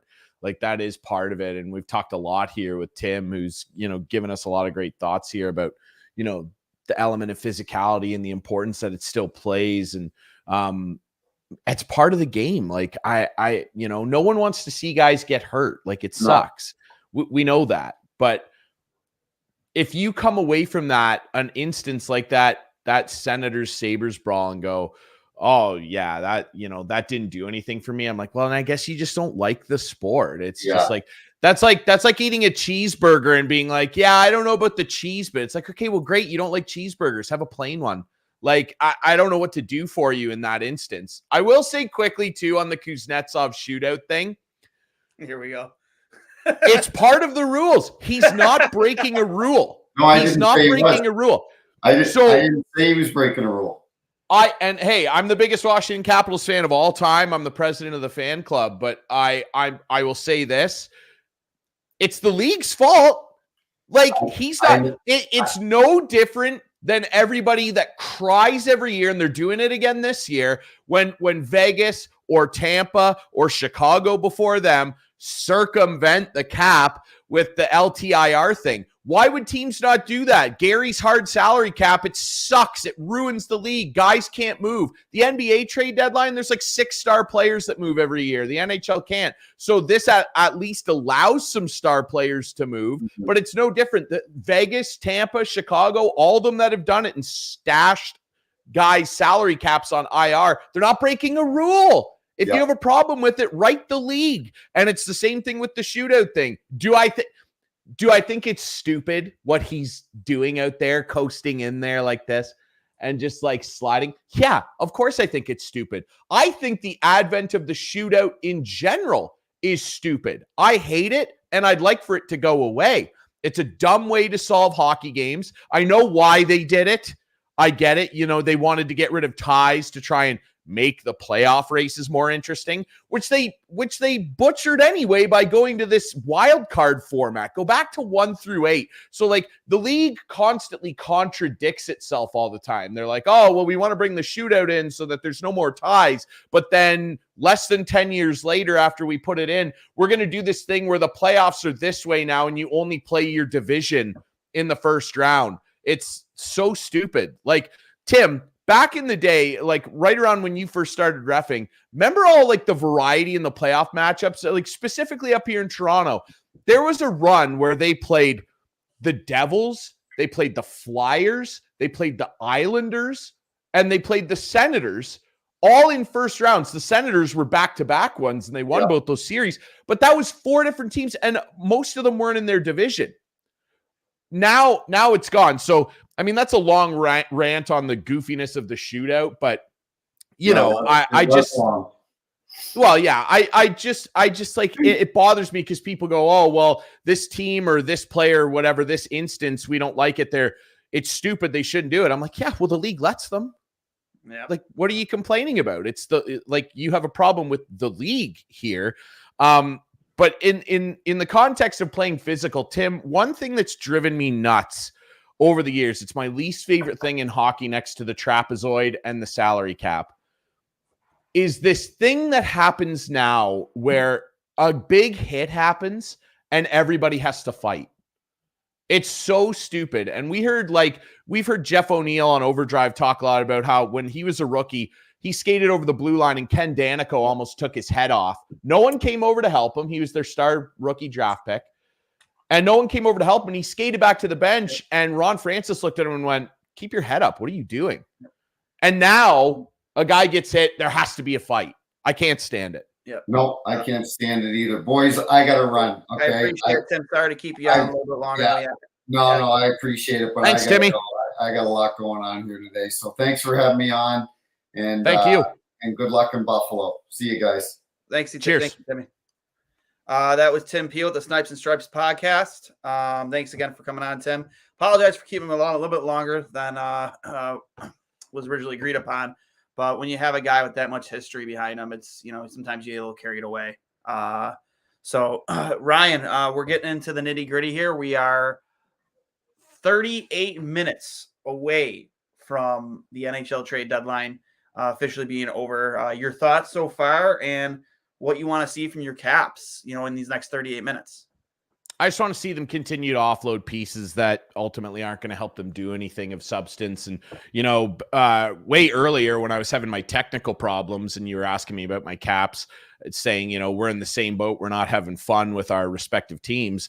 It's funny you say that because literally 10 minutes before I jumped on the show, I said to my girlfriend, I've never been more optimistic or excited about the Washington Capitals in 5 years, since the year that we were the defending Cup champs in 2019. I haven't been this optimistic about the future of the team in a long time. I love our prospect pool. I love the fact that Brian McClellan is not trying to be a hero and go, oh, well, we need to go and acquire somebody to maybe help us make a push. As we record this, they're 5 points out of the playoffs. Like, no, he's realizing, look, we need to bleed in young players and hopefully have a reset next year and maybe get a similar boost from that youth that they got in the Cup year. Because remember, the Capitals in the year they won the Cup, they lost Justin Williams, Mr. Game 7. They lost Johansson. They lost Carl Alsner. They lost a bunch of guys. And everybody went, oh, well, the Capitals are going to have to rely on all these young players. And they won the Cup. I'm not saying that's on deck next year, but I'm optimistic about pushing some of these young guys in. Hendrix Lapierre just got recalled. He's got 6 points in his last 5 games. They skunked the Pittsburgh Penguins last night, which is still the most brilliant thing ever. I mean, I know the Caps aren't that good anymore, but nothing is better than waxing the Pittsburgh Penguins. It's amazing. And then the Penguins got waxed in the front office. Look, maybe I'll be proven wrong. Koivunen will work out, or this Chaz Lucius kid who's leading his college team in scoring. Yes, I get it. I thought that Jake Gensel deal was absolutely atrocious. And to not get a guaranteed first-round pick and have the first-round pick be conditional is a joke. Kyle Dubas got his head sent through the glass last night. That was a joke. His team got waxed on the ice and in the front office. I thought that was terrible. But I just want to see the Caps, maybe is there a buyer for Max Pacioretty? Is there a buyer for Nick Dowd? I actually think Nick Dowd, if there's one team I could target that could really use a guy like that, it's Toronto Maple Leafs, and they've already done business with Washington, moving Joel Edmondson over. I think Nick Dowd would be a really nice piece. I just want to see them keep offloading players because, look, like maybe Nick Jensen moves too. They're not good enough to make it, but they have enough young players that are ready to play. Ivan Miroshnichenko gets his first career NHL goal last night. Ovi was really excited for him. Let some of these guys play and see what you have. Are some of these guys ready right now? Looks like they might be. So I'm actually really excited about the Capitals, to be honest with you. Yeah, I especially kind of like you're at a turning point. Obviously, you won your cup. There's a lot to look forward to with Ovi, looking to break, Gretzky's all-time record. He's hot again all of a sudden. Yeah. I mean, he knew in his last 15 games. You knew that slump wasn't going to last, man. 10 goals in the last 15. I mean, the guy's a rock star. He's a freak. Yeah. Come on. Yeah. That being said, kind of piggybacking more off Bo and Byram. I understand. Like I said, I still see it on Twitter. People complaining that we went and got another left-handed defenseman today, and the Kyle Okposo deal. He's an AHL guy. He's not going to be on the team this year, or maybe even next year. Who knows? But like, how can you, if you can find a guy who can play either side, and Dahlin can, then why does it matter? Why does it matter? Like, he looked great out there with Dahlin last night. I mean, they didn't win the game, but he had a goal, he had an assist. He was out there on the second goal with Owen Power. They literally went. Not tic-tac-toe, almost like a give and go back and forth with the two of them. They look great together. And I think I felt outside of the power play, which I think Bo I think Bo has a certain standard of his own when he plays the quarterback there on the power play. And you could see it. It was kind of funny. Like, he's moving constantly and the Sabres are just standing still. And I think that's been the biggest issue with their power play all season is just what is, what the problem has been, so to speak. And I think that's what's going to, benefit the Sabres most of having a kid like him. It's just not the physical side, which I talked about in length. Just the overall, what he brings offensively. Yeah, for sure. And, it depends on the guy, and every pair is different. But the biggest thing with the lefty righty thing that coaches love, and why that preference is there, is because the guy that's playing on the right side, that's a lefty, when the puck gets rimmed in along the boards, and I've talked to a lot of coaches about this, including OHL coaches, NHL guys. The whole thing where the dislike is that when the puck gets rimmed in on the wall, the lefty has to reach across his body and take it and settle it on his backhand rather than his forehand. And then to pull it off the wall, you got to pull the puck back across your body to your forehand where you have a little more strength to move the puck away quickly. And generally, when you're on that left side, when you pull it back across your body, you're firing it toward the middle of the ice if you're not going to quickly try and steer it back past a forechecker's feet with the risk of hitting the forechecker off the boards. And when you throw it through the middle, what happens sometimes? Turnovers. That's where that term, the pizza up the middle, comes in. That's why guys don't like it and why it doesn't work for certain people. But for a guy like Bowen Byram that's got great hands and is a great puck handler, it's not as much of a concern to me. Like, yeah, would it be amazing if every single pair in the NHL was left, right, left, right, left, right? Yeah, obviously, every coach in the league would be happy with that. But there are guys that can make it work. And with a kid with that much talent, I just really don't think it matters. No, not at all. I'm looking in, trying to see any updated any trades, any news, any rumors. Obviously, Sabres are still looking to probably unload especially if they're unloading their captain. I'd assume they're probably still trying to shop Zemgus Girgensons, who I have a lot of respect for Z. Sure. Never seen the playoffs with Buffalo. He's been a hardworking player since day one. I always felt that he was brought into Buffalo maybe earlier than he probably should have been, just because the Sabres just needed something to be excited about, fans in general. Just the nickname he had, the Latvian Locomotive. A lot of hype around him. I think they took him the same year. It was either him and Ristolainen or him and maybe Zadora. Oh no, Grigorenko. Might have been him and Grigorenko in the same year. Yeah. I think they're the same year. A lot of hype around that guy too. But I hope for the best they find a team, best suited for him if that is the direction they decide to go in, because I think on a fourth line role, man, a checking line, like, he has so much to offer. He really does, man. I think so too. He gets the loose pucks. He skates hard. He never dogs it on the ice. He's a guy that, out of all the players that are going to leave today, and Casey Middlestat included, he is the one that I wish we could have made it work with, because I loved Zemgus Girgensons, because the hustle and just the loyalty to the city. He never wants. Yeah. I wouldn't be surprised if he flat out told Kevin Adams, "I'd rather be in Buffalo. Going to a contender doesn't concern me. This is where I want to fit." I would not be surprised. He's loyal to the city. He's started a family here. I'd imagine he'd probably, stay living here once his career is over with. Same thing with Okposo. I just wish we could have made it work with him. I really do.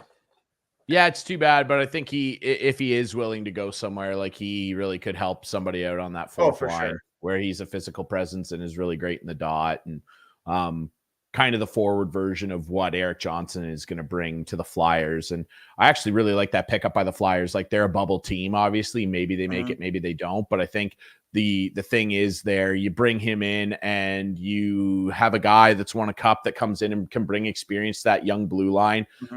Headlined by Cam York, the U.S. product standout, who's having a good rookie season. And you bring in a guy like EJ who can really, really calm him down. And keep in mind too, and I am trying to pump his tires, not only because he's my cousin, because I think he's a good coach and deserves to be a head coach. He's joining a team that has the number one penalty kill in the league. Yep. And he can, have some intangibles there as well. Not that it needs improving, because cousin Brad Shaw is the best penalty kill guy in the league, in my opinion. Look at his, track record everywhere he's gone. He's had at least a top 10 penalty kill. It's unbelievable what he's doing. And with a young Flyers team that, a lot of people thought, oh, they'll be well outside of it, they're not going to be a contender. And here they are chipping away in a wild card spot. They might make the playoffs, and he goes in there and completely turns them around his first year there. And they've got the first ranked penalty kill. This is what he does. And this is why he should be a head coach. I get it. He's a family member and everything. And I root for him. He's an idol of mine growing up. I was like, wow, I have a relative that plays in the NHL, and then found out I had another one. I am trying to pump his tires. He should be, honestly, and there was a rumor about him in the summer, and they should do it this year, because obviously Jacques Martin is not coming back. He's a stopgap. played for this team. He was a co-captain their first year back in the league. The Ottawa Senators should absolutely call Cousin Brad in the offseason and hire him as the next head coach of the Ottawa Senators. He is exactly the type of coach that they need, and Cousin Brad deserves to be a head coach again. I love to hear it, man. I hope he does get his opportunity. He should.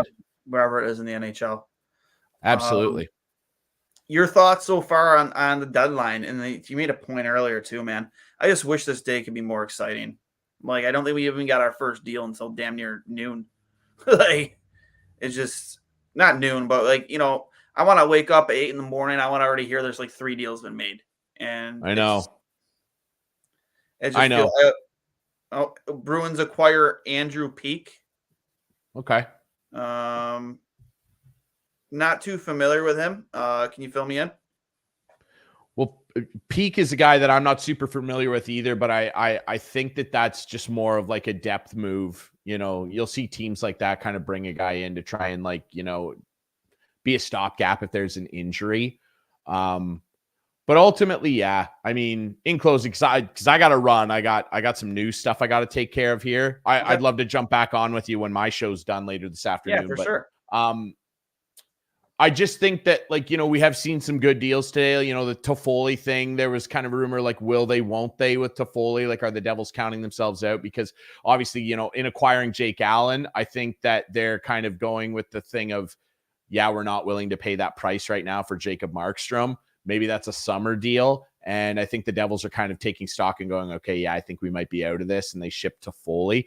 But it would be a little more interesting if there was some wiggle room where we do something with this salary cap, whether it's like some sort of luxury tax system like baseball has in basketball, or there's a thing where, like, you can franchise tag a guy and not have his cap count or something.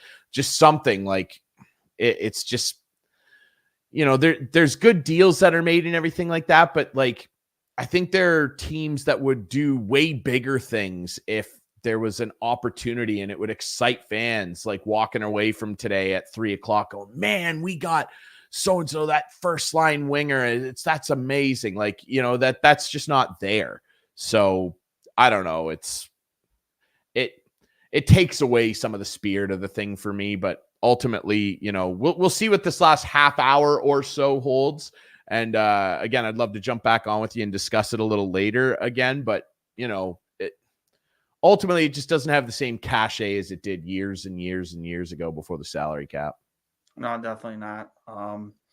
Hopefully something interesting happens. I think as of right now, I think probably the Tyler Toffoli deal is the biggest deal of the day. Looks that way.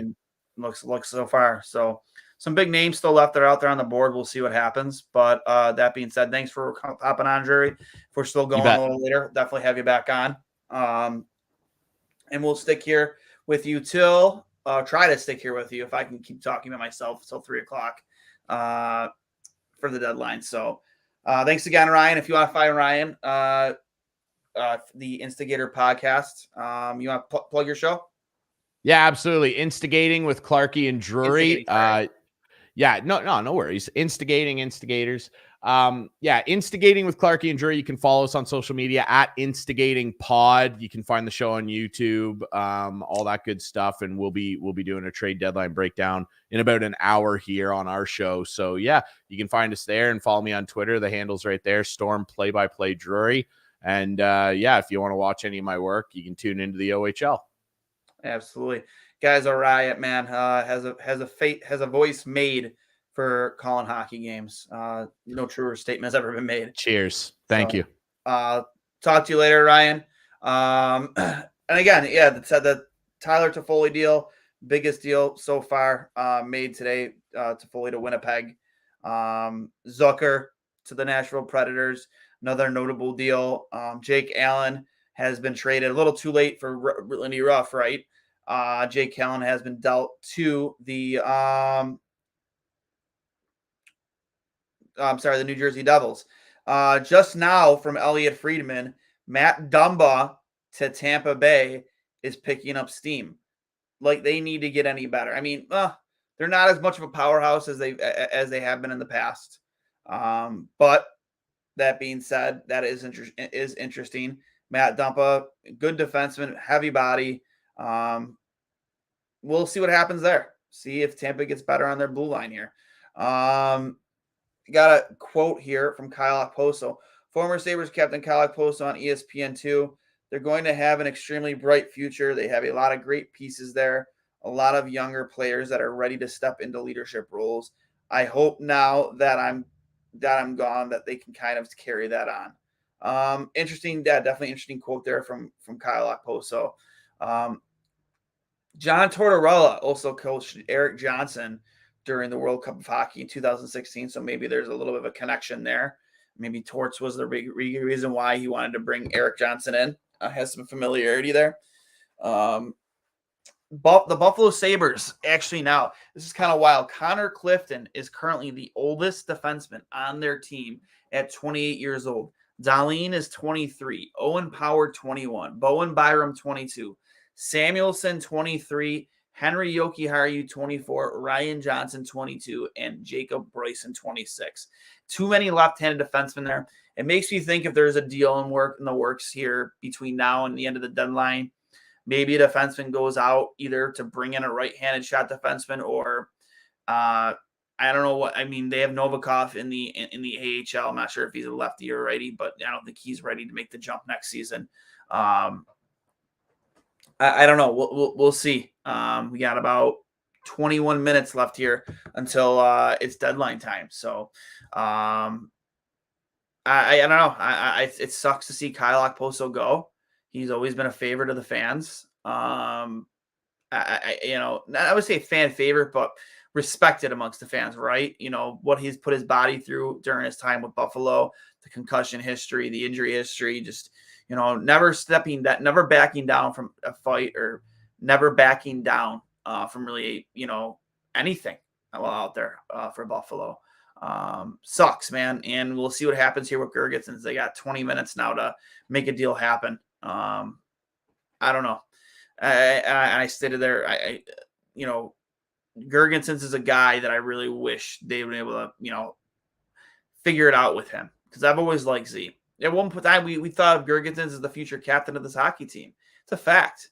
We really did. The way he played, I think even before it was before the tank season, you know what I mean? Like, everyone said Girgensons is going to be the next captain of the Buffalo Sabres. I was one of them. Just the work ethic and just how hard he skated and, led by example out there on the ice, even at such a young age, man. Like, there were a lot of flashes there. He had an all-star, I know every team has to, be represented in an all-star game, but he was an all-star too. I think it was the very first year that teams draft, they did the team draft at the all-star game. I think Pat Kane even picked him, Buffalo native, for his very first all-star, first and only all-star game. It stinks, man. It stinks. But this is a business, and in business, you have tough decisions like this are made by general managers, and wherever he ends up going, if that does happen, I'm going to be rooting for him, just like I'm going to root for Okposo, just like I'm going to root for Middlestat. I think Middlestat is absolutely going to tear things up in Colorado, for sure. I think being able to play alongside like Nathan McKinnon, Cale Makar, Gabriel Landeskog, just how top heavy that team is. And now they have things figured out. Their second line center, adding a guy like KC to that lineup. It's going to be fun to watch, and he's going to have a lot of fun because I think his talent is really going to be on display, what he has to offer. And I hope we don't run into a Reinhart situation then where 2 years from now he's pushing 50 goals, over 100 points. I don't know, man. Don't you feel Salute Kyle can't have the C hating on, can't have the captain hating on fans. They left the side. He had to sign off on that, right? If that was really a thing, like the captain probably has to sign off on that. Sour taste though, no. I'm happy for him. Get to taste the playoffs for the first time in over a decade. I wish him the best, man. I really do. Florida came so close last year. Again, they're stockpiling players again now. This deadline, we'll see what Kyle offers them in a fourth line role.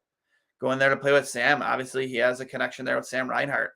Let's see what happens. I got to grab my phone charger here with you guys for a moment. I didn't realize my phone was about to die, and that's how I'm keeping updated on all of these trades as they happen. So give me one moment.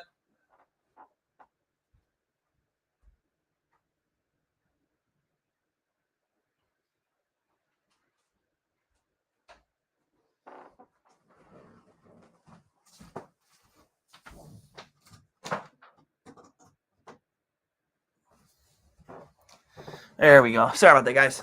I'm literally at 1%.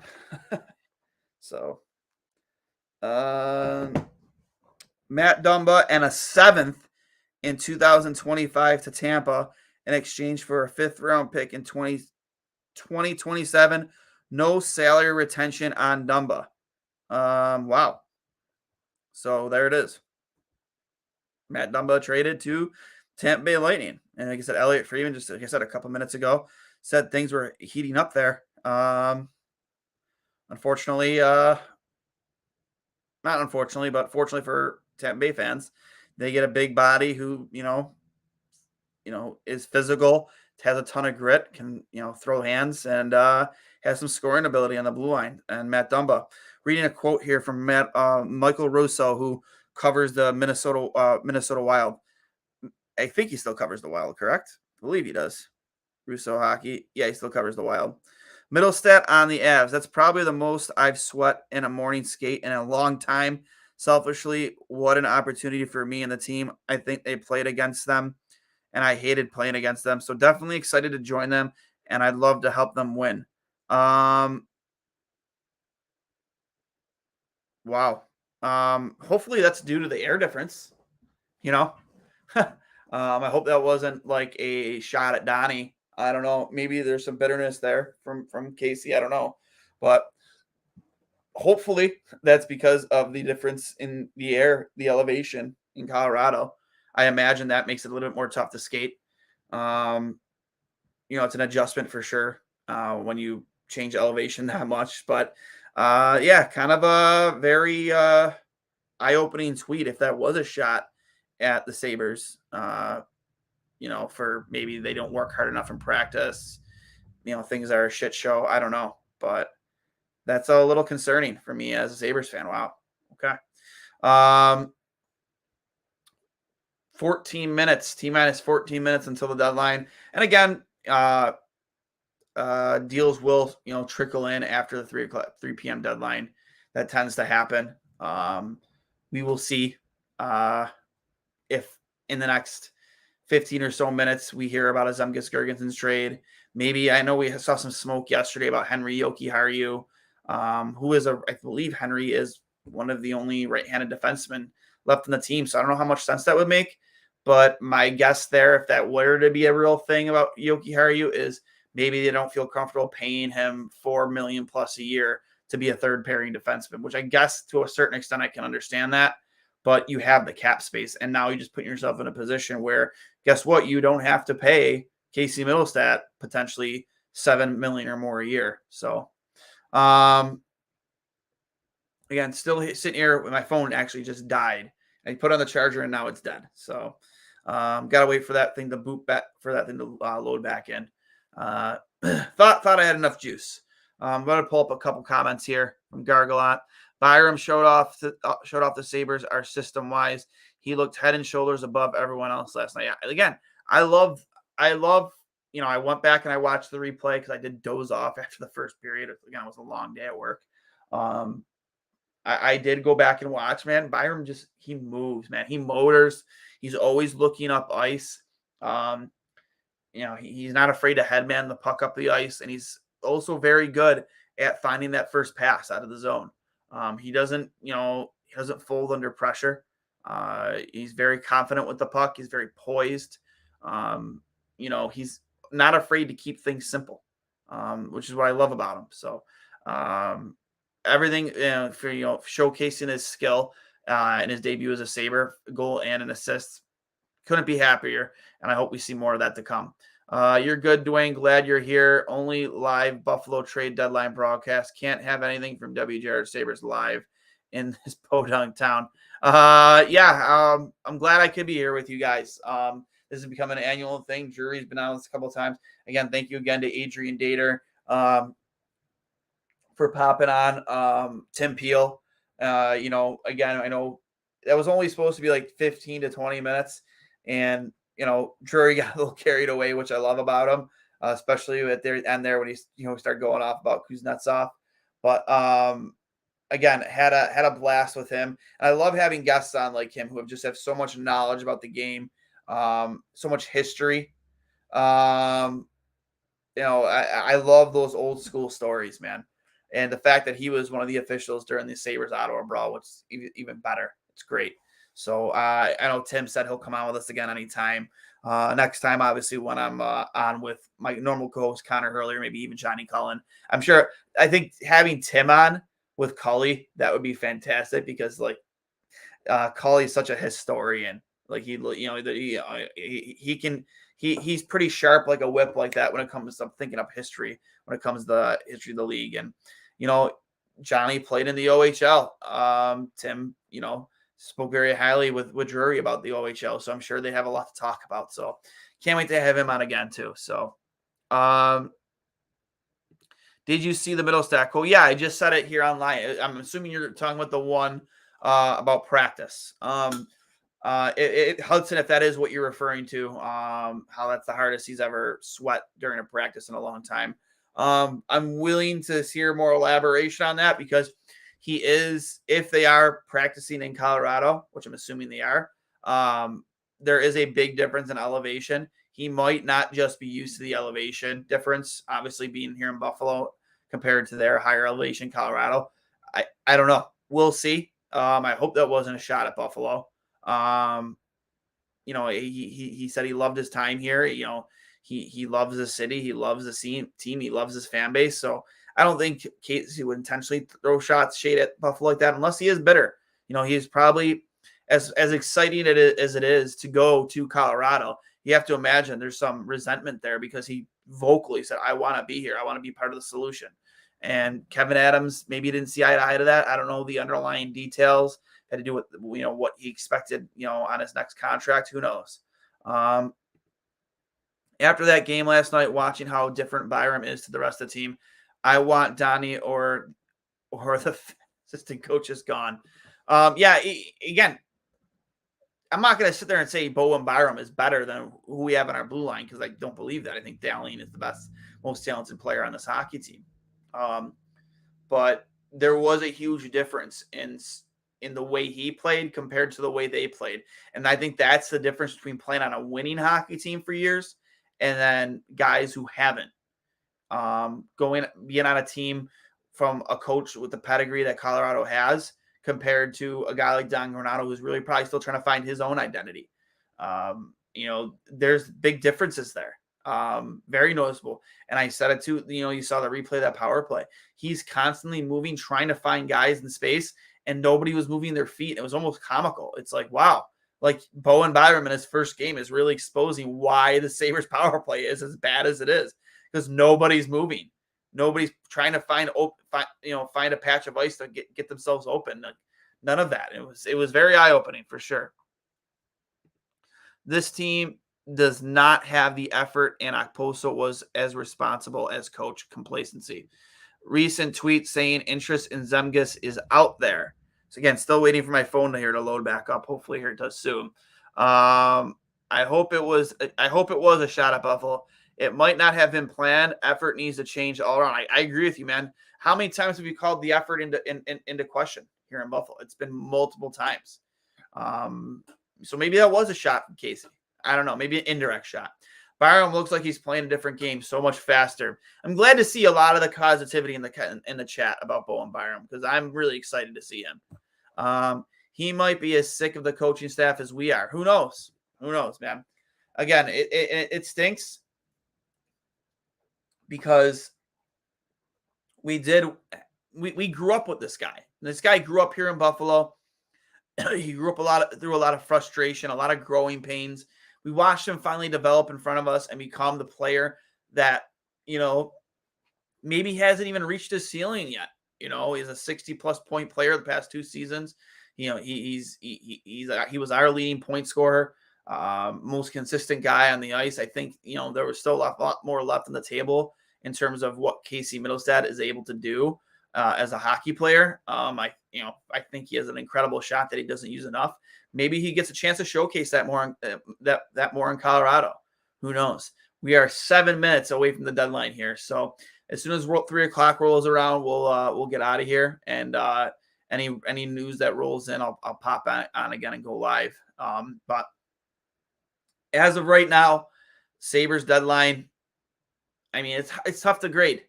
It's tough to you can't really grade the moves Kevin Adams made right now. Getting a 4th for Erik Johnson, that's impressive for sure because he hasn't had a great season.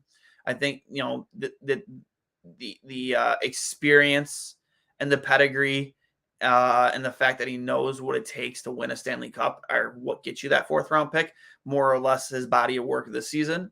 And then Okposo, you get an AHL defenseman and a 7th that could be a 5th if Florida wins the Cup. That could have been them too. Maybe Kyle just wanted to go down to Florida. You know what I mean? Like, he might have given like a list of teams to Kevin Adams. Like, these are the teams I'd like to go to. And Kevin Adams tried to do his best by that list. So I know there's some people online kind of laughing. He's like, oh, you got more for Erik Johnson than you did for your captain. It's like, yeah, but we don't know the circumstance. We really don't. Like, Kyle may have only been willing to go to a certain number of teams. We don't know that. Florida could have been on that list. And if that is the case, then it makes it still difficult to get maybe to maximize your return. Listen, Okposo has 12, 13, 14 goals this season, something like that. He's a 20-plus point player.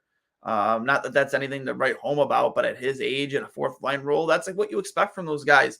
And I know the game has passed him by and he doesn't have the speed to keep up most nights, but he does add a dynamic to this team. He goes to the net. He's not afraid to be physical. He stands up for his teammates. And I think, he might bump it up a level, being able to play in the playoffs for the first time in a very, very long time. Again, I'm not sure if he had any, time in the playoffs with the Islanders while he was there before coming to Buffalo. But, I can't wait. I'm going to be rooting for him and Sam. I've always appreciated Sammy for the way he left with class when Buffalo traded him. At 24 hours after he was traded, he called Kevin Adams and had a long conversation with him about how he felt bad how things worked out, and he wished he loved the city, he loved playing here, and he wished he could have been part of the solution. I always appreciated that, man, because players don't have to make those phone calls, and he did. So so I'll be definitely rooting for Florida. Maybe Z will go down to Florida too, and we just have get the gang back together. That'd be great. So, still nothing. Still waiting for my phone here to load. This is crazy. Actually, very very annoying that my phone has not charged here yet. So, still nothing. I'm assuming waiting on news about Zemgus Girgensons to see if he's going to be part of any deal here in the final 4 minutes before the deadline. And again, just because 3 o'clock hits doesn't mean there isn't something in the works. They can call the league off, say, hey, we're working on something right now. You're probably going to get this trade call after 3 p.m.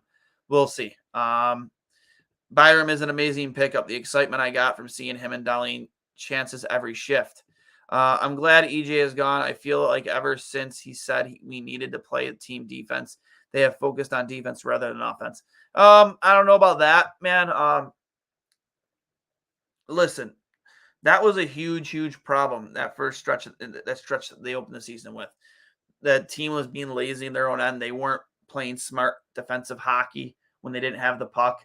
There was a huge lack of awareness, Colin, in the defensive zone, and it was leading to goals against. And Erik Johnson wasn't wrong for what he said. You can do both, man. You can do both. You can be a good defensive-minded hockey team in your own end, all 5 players, and still be a high-scoring team. There's nothing stopping them from being that team that this year that there was last year, other than themselves. Maybe injuries too. I don't know.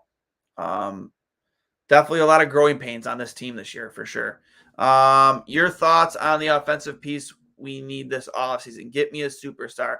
Is it in the cards? Definitely have the cap space. They definitely will. Again, now that they don't have to pay Middlestat, I think that Peyton Krebs is going to audition for that third line center role from here on out. I think Kevin Adams is probably going to, open up a lot of opportunity for guys like Kulik, Rosen, maybe Austin, definitely Savoy. Savoy should be on this team next year. There's nothing he can do anymore in junior hockey. Nothing yet. Again, I don't know what the semantics of it, if he's eligible to go Rochester next year or not. I'm not sure. But if he isn't, then he shouldn't be there. Then he shouldn't be in the junior anymore. He shouldn't be. He needs to be in the NHL. Put him and Zach Benson on the line and see what happens. There's a lot of familiarity there. Maybe they can rekindle some chemistry they had from playing and playing in the WHL together. And let's see where that goes. In terms of players that I'd like to see them trade or sign. Again, man, everybody knows how I feel. I think that they can use a guy like Blake Coleman. He's not a superstar, but he's a role player. He's a scoring role player. He adds a lot of grit and jam. Can score goals. Was an important piece of that those Tampa teams that won cups. I'm a big fan of his. Nazem Kadri. I think Calgary, they're selling off pieces for sure. Wow. Per Bobby Tequila, Bob McKenzie, Vegas is getting Thomas Hertl. You have to be fucking kidding me. How is Vegas getting Thomas Hertl? What? No. That's insanity. Oh my God. I got to check into that. It can't be true. That can't be true. Thomas Hertl to Vegas. What? No. Please no. Yep. For now. Former Sabre Colin Miller heading to the Jets. Roslovic is going to the Rangers. This is from Aaron Portsline. That is confirmed. It is a 4th round pick that becomes a 3rd if the Rangers reach the Stanley Cup Finals. That's the return. I figured Roslovic would probably fetch them a little bit more. Yeah. Wow. So Matt, in the last half hour, Matt Dumba to Tampa, Jack Roslovic from the Columbus Blue Jackets to the New York Rangers. Winnipeg is getting Colin Miller, continuing to add. That's for a mid-round pick. Actually, no. Winnipeg's go back to New Jersey, Colin Miller. It's for a mid-round pick for Colin Miller. Thomas, you got to be kidding me, man. I mean, Mike Greer, I got to see that return. That's got to be bananas. Thomas Hertl to the I can't keep saying it. I can't stop saying it. Hertl is going to the Vegas Golden Knights. Mike Greer fucked up. It's true. Well, it depends. Listen, they're not a great situation with the cap. So we'll see what the return is first. I mean, how many times can Vegas trade 1st round picks? You know what I mean? There's got to be has to be prospects involved, right? Wow. Huh. Wow, that's wild. Jesus. Tomas Hertl for the Vegas Golden Knights because they fucking need more guys. They need more offense, right? Oh, man, I hate this league. Oh, it should be illegal, man. It really, really fucking should. How is this fair? And what sucks too is you're gonna see these fucking fake Golden Knights fans all over Twitter. Oh, cry me a river. I want to drink your tears. This, that. Go fuck yourselves, man. You're a bunch of cheaters. I can't watch that guy win another cup. I can't. I won't. I won't watch the playoffs. I won't do it.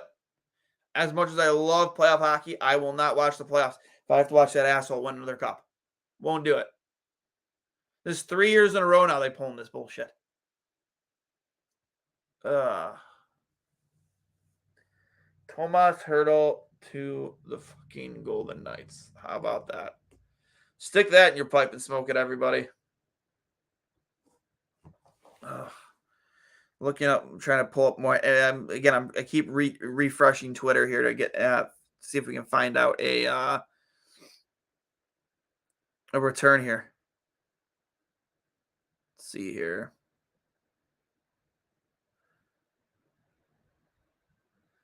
Let's see here.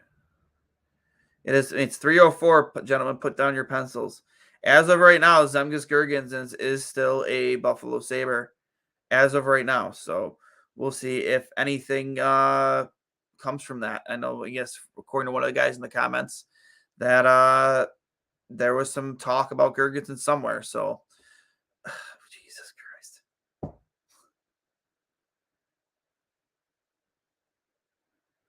God, I no, not again. Not again. Not this again. No. Not this shit again with Vegas. No. The FBI should send a private investigator or somebody to fucking Vegas to investigate that team the weeks leading to the trade deadline, because this is a joke. This is a joke. Oh!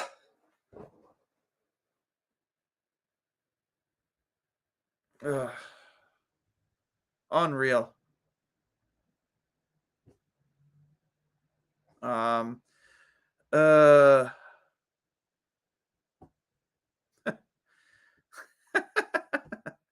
Why even watch? Why even watch? Tomas Hertl to the Vegas Golden Knights. Man, that return better be something fantastic, and there better be some salary retention there. There has to be salary retention from San Jose, because that's unbelievable. I'm having like a mini mental breakdown here because of this. This is a joke. Still waiting for this return. Hopefully this isn't like Noah Hannafin yesterday. Oh, who also went to the Vegas Golden Knights, because why not? Imagine getting Noah Hannafin and Tomas fucking Hertl at the same deadline. And you wonder why Sabres fans are fucking miserable, man. We're going to watch that asshole win another cup.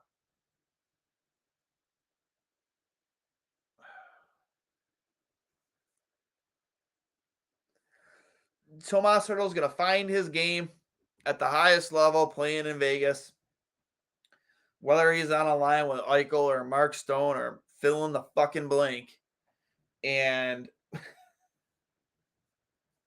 that's rich. That's fucking rich, man. Tomas Hertl, also the guy who injured Jack Quinn when they played each other. So that's unfortunate. So, man, fuck that. That is unbelievable. Jesus. Can we get a return? Can we get a return? I hate how long this takes. Trying to get answers for you guys to see what the return on Hertl is.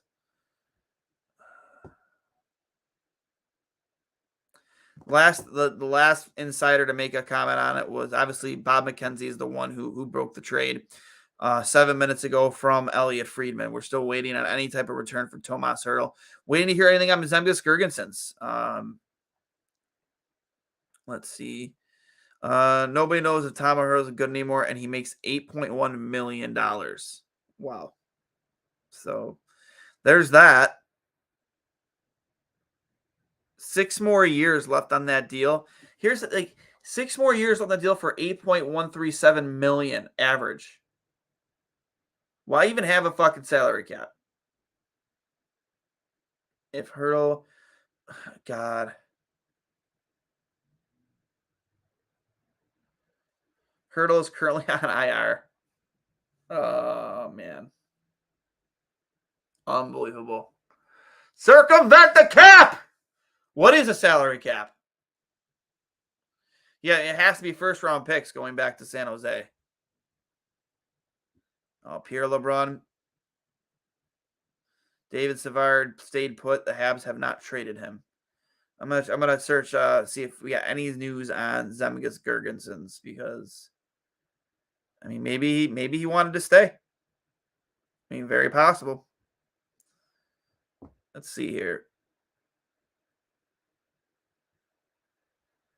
Let's see. All right. From Jacob Stoller almost an hour ago. Hearing that there's some interest in Sabres forward Zemgus Girgensons. Buffalo's ownership loves him, so not sure he's moved. Girgensons 30 is a responsible fourth-line left wing who has posted strong underlying defensive numbers over the last few years. He's a pending UFA.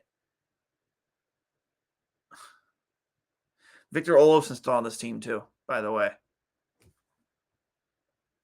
Oh, man. Holy shit. Oh, man. I want to circumvent the cap. I want people to hate me and my team because we circumvent the cap.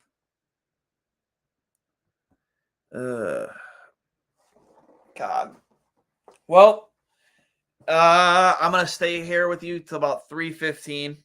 And if anything happens, I'm sitting here refreshing Twitter, hoping to get some type of news on Girgensons. Nothing as of right now. Nothing on Olofsson. Actually, I'm just going to search see if Olofsson, if there's even any interest. Hurdle had to waive his no movement clause to Vegas. He has 6 more years left on his contract. He's injured right now, but as I mentioned on NHL Network, he will be ready for the playoffs. Fantastic, David Pagnota. Appreciate your insight. Olofsson. Let's see. Nothing on Victor. Not even a single fucking rumor. Nothing. Like, come on. It's insanity that guy was, a multi-20 goal scorer just a few years ago, and they can't do anything with him at the deadline. And you just retain. I don't understand why you just retain salary. Retain more than half his salary. Why not? Unreal.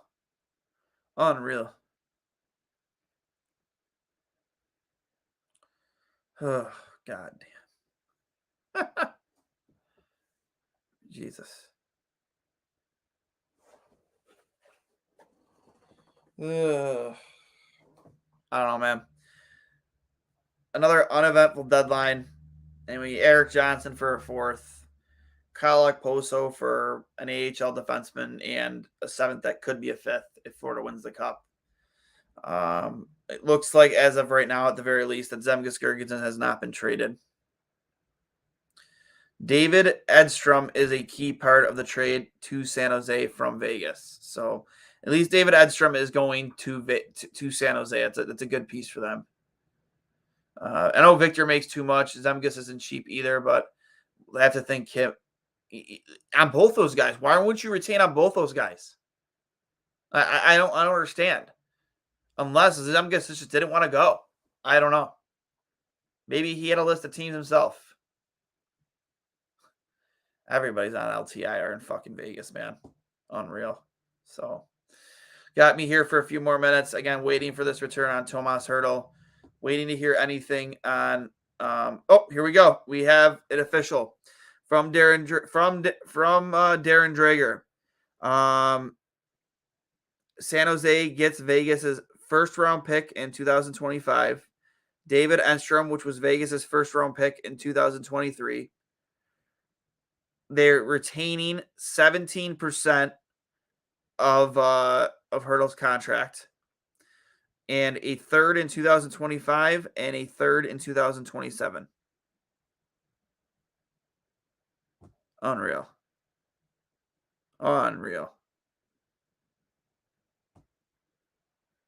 Well, for those of you who aren't familiar with David Enstrom, let me bring up his player profile here real quick. Let's see. Oh, and also for any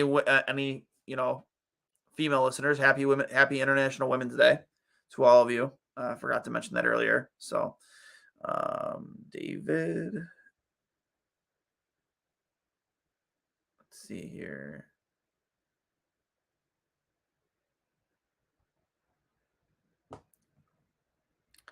David Edstrom. Let's see what he has been doing this year.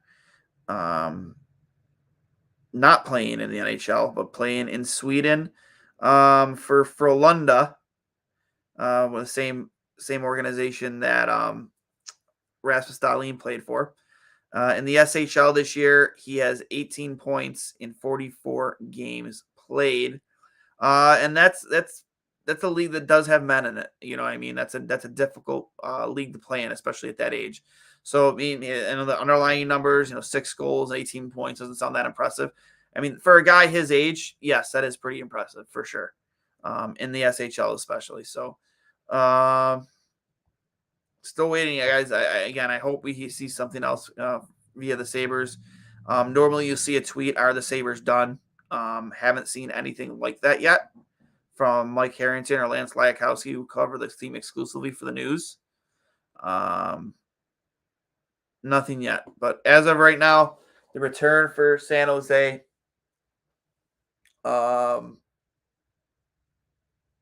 is a first round pick in 2025. David Enstrom, which was the Vegas' first round pick in 2023.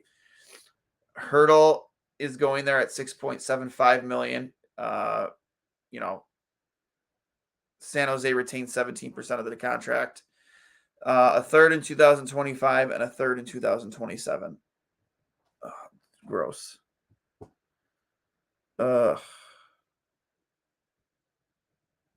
Yeah.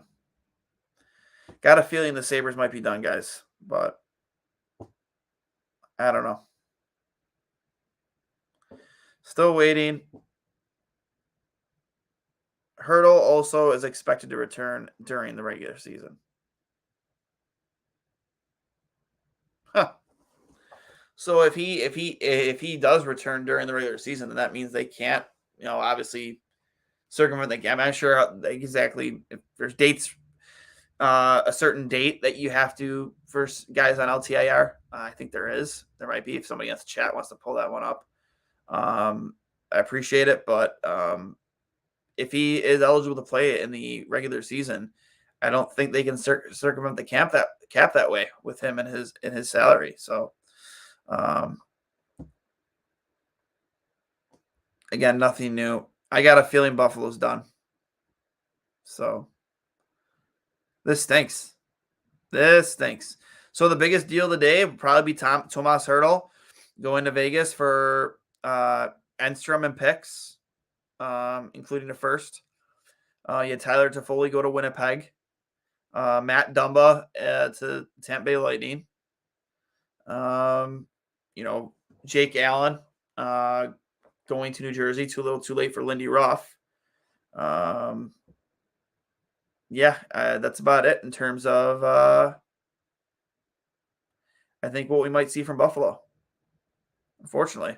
So Zemgus Girgensons, as of right now, still on the team. Victor Olofsson, as of right now, still on the team. I don't know if there's other players out there that were out there that maybe you wanted to see be dealt. Maybe a Henry Jokiharju, I don't know. But for me, it looks, I'm hard pressed to believe at 20 after 3 damn near that we're going to hear about another deal and I feel like one of these insiders would have been on it by now. You know what I mean? I know Tomas Hertl is, taking the NHL world news-wise by storm, but I'm going to have to guess the Sabres are done.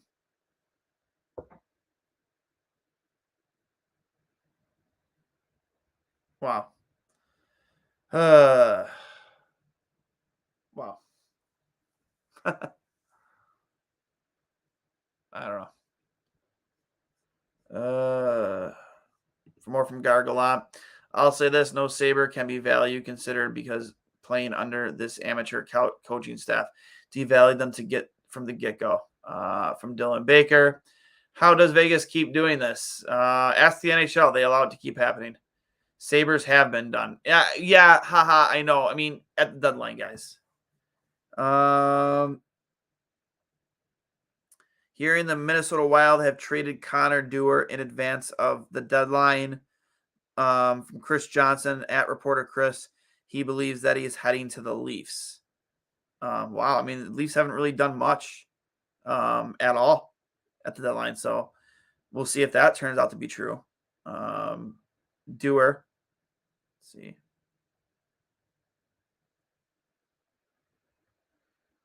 Connor Dewar, 24-year-old. Let's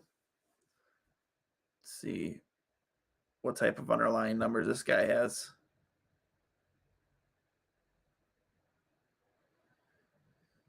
So this season with Minnesota, 14 points in 57 games. Not bad, numbers for a I know he plays up the middle, but probably a bottom six role, you'd have to imagine. That's something that, and I listened, I forget what podcast it was. No, it was on Trade Center today, that Toronto tends to rely way too much on their top six. They need to add more to their bottom six. So this would be really in line with that way of thinking, trying to add more scoring to your bottom six. So if that is true, Stone supposedly has a ruptured LTIR spleen. Again, I would never make fun of somebody's issues like that, but it's just every damn year. That's the one team finds a way to circumvent the cap, and you might as well why even have a salary cap? I agree with the commenter from earlier. What's the point in it if this is the way it's going to be treated?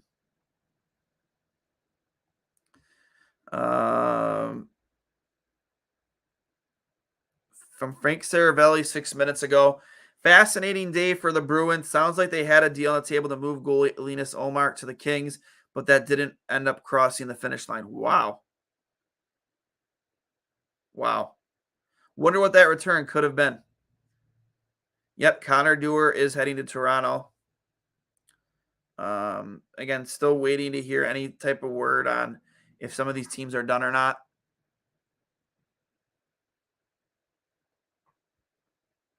From Lance Lyasowski, right now the Sabres recalled Cale Clegg and Tyson Jones from Rochester.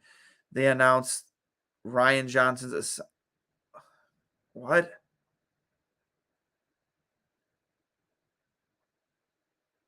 They why are you sending Ryan Johnson to the Amherst? Did I miss something? Is he hurt?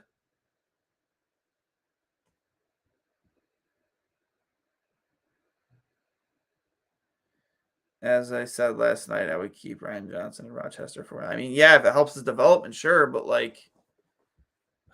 right, man, I don't know. I don't know anymore. I don't like the way they've handled Ryan Johnson this season, to be perfectly honest with you. So, yeah. So, as of right now, the Buffalo Sabres only additions at this year's NHL Trade Deadline. 2 days ago, they traded Casey Middlestat for Bowen Byram, who obviously in his debut last night with the Sabres, had a goal and an assist in their 4-2 loss to Nashville. They have added a conditional 7th-round pick in the Okposo deal, which could be a 5th if Florida wins the Cup, as well as a AHL defenseman whose name I'm not even going to say, another left-handed shot defenseman because we need more of those. And they've traded Eric Johnson to the Philadelphia Flyers for a 4th-round pick. So they've gained 2 picks, an AHL defenseman, and Bowen Byram. Nothing really offensively that they're going to help them. Yeah. Nothing. Well, guys, has Vegas ever had one of their own 1st-round picks play for them? Wow. Say they've now officially loaned Ryan Johnson to Rochester. That's a real move, not paper. Yeah, so it's not a paper move. Ryan Johnson has been sent to Rochester for assignment. So it's not a paper move. He's going there to play. So, but All right, guys, I'm going to wrap things up here. Oh, okay. Thanks for the insight, Colin. They moved Ryan Johnson down for the AHL playoffs. He needs more games to be eligible. That makes sense then. AHL transaction. Thank you, Kyle. I appreciate that.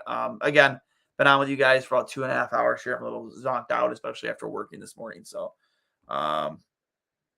yeah, I don't know. So that being said, guys, remember it's brought to you by Fatty Beer Company, West New York's premier market and tap room with 8 different locations to choose from. And of course, over 300 beers to choose from. Make sure you go check out Fatty Beer Company. Again, one of West New York's only kid and dog friendly bars. And let's not forget Buffalo Logo Apparel, the exclusive merch provider of Two Goalies, One Mic, where you can get your hats, the newest edition, the Letterman snapback, the goated Hashtag hat. Obviously, the dog hair does not come included, but showing you guys on here doesn't do any justice. The embroidery on this is incredible. If you can think of the way they embroidered the numbers on the old goat head jerseys with the silver, the white, and the red, it's exactly done that same way. It's beautiful, and you get the Hashtag helmet on the side. These are now available at Buffalo Logo Co. on Instagram and Twitter. Let them know, boys from Two Goalies, One Mike sent you, and of course our goat #goat shirts also available, and we have some more stuff coming to the RJ hat. You should be seeing that very soon. Go check them out at Buffalo Logo Co. on Instagram and Twitter. They have a lot of cool stuff for the Eclipse, the upcoming Eclipse, available on there. Obviously, all their Bills merch is always electric. A lot of cool stuff to choose from. So at Buffalo Logo Co. on Instagram and Twitter, buffalologo.com, at Fatty Beer on Instagram and Twitter as well. Duane, have you seen supposed friend of the pods, Mike Harrington, hate on microcrabs in the last 24? Have you seen supposed friend of the pods, Mike Harrington's hate on Peyton Krebs the last 24 hours? I have not, man. I haven't really paid much attention to anything said about it last game. Harrington has been trashing Krebs' output since he came here, disregarding his minutes and line mates. Listen, I will disagree with Mike there. I will. I think that Krebs does need more opportunity. We can't have the same frustrations with him that we did with Casey, because look how long it took Casey to develop. I don't agree with the way they've handled Peyton Krebs. I think playing with guys like Kyle Okposo and Samus Gergensons and, Eric Robinson, they have benefited his game in certain ways. But at the end of the day, like, that's a guy that needs to be a playmaker. He has a good opportunity here to audition for the role. For how many more games are left in the season. We'll see what happens, but no, this is his opportunity, man. He's been itching for it. We've wanted him to get it, and unfortunately it came at the expense of Casey Middlestat going to Colorado, but let's see what happens here. Hopefully that trade shakes up the locker room, shakes up this team. I know Casey was loved. It was best friends with Rasmus Dahlin, who is your alleged future captain. Whether it's him or Tuck we'll wait to see. But I'm willing to give him the opportunity and the time to develop. Anything last second? Let me see. Yep. Nothing updated as of right now. Other than Montreal have acquired a conditional 3rd-round pick in 2025 in exchange for goaltender Jake Allen. Again, too little, too late. Should have did that before you fired Lindy, my opinion. But again, once again, remember, we brought to you by Fatty Beer Company and Buffalo Logo Apparel. Go check them out. Tell them Two Goalies, One Mike sent you. If anything pertinent happens from here on out, I will hop on again live with you guys to talk about it. But as of right now, it looks like the Sabres are done. We're almost a half an hour past the deadline, and there's nothing. I'll literally search Gergenson's name here one more time and see anything pops up. But as of right now, I'm guessing that they couldn't get anything done. Yep. Nothing lately on Zemgus Gergensons, unfortunately. So it looks like he will remain a Buffalo Sabre. The Connor Dewar return is a 4th-round pick in 2025.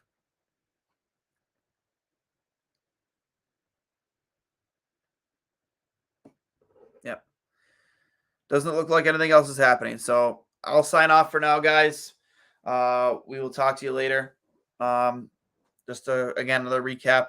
Only 3 moves made by the Buffalo Sabres, and that is the trade 2 days ago, Casey Middlestat for Bowen Byram. Earlier today, Kyle Okposo for a conditional 7th and an AHL defenseman and a 4th round pick for Eric Johnson. So I'll hang up and listen, guys. I'll talk to you later. Thanks for hopping on for episode 150 of Two Goalies on Mike, our annual trade deadline edition. Kind of, thank you again to Adrian Dater with the Avs,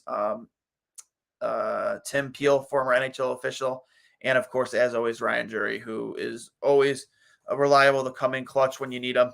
Thanks for hopping on. Yeah.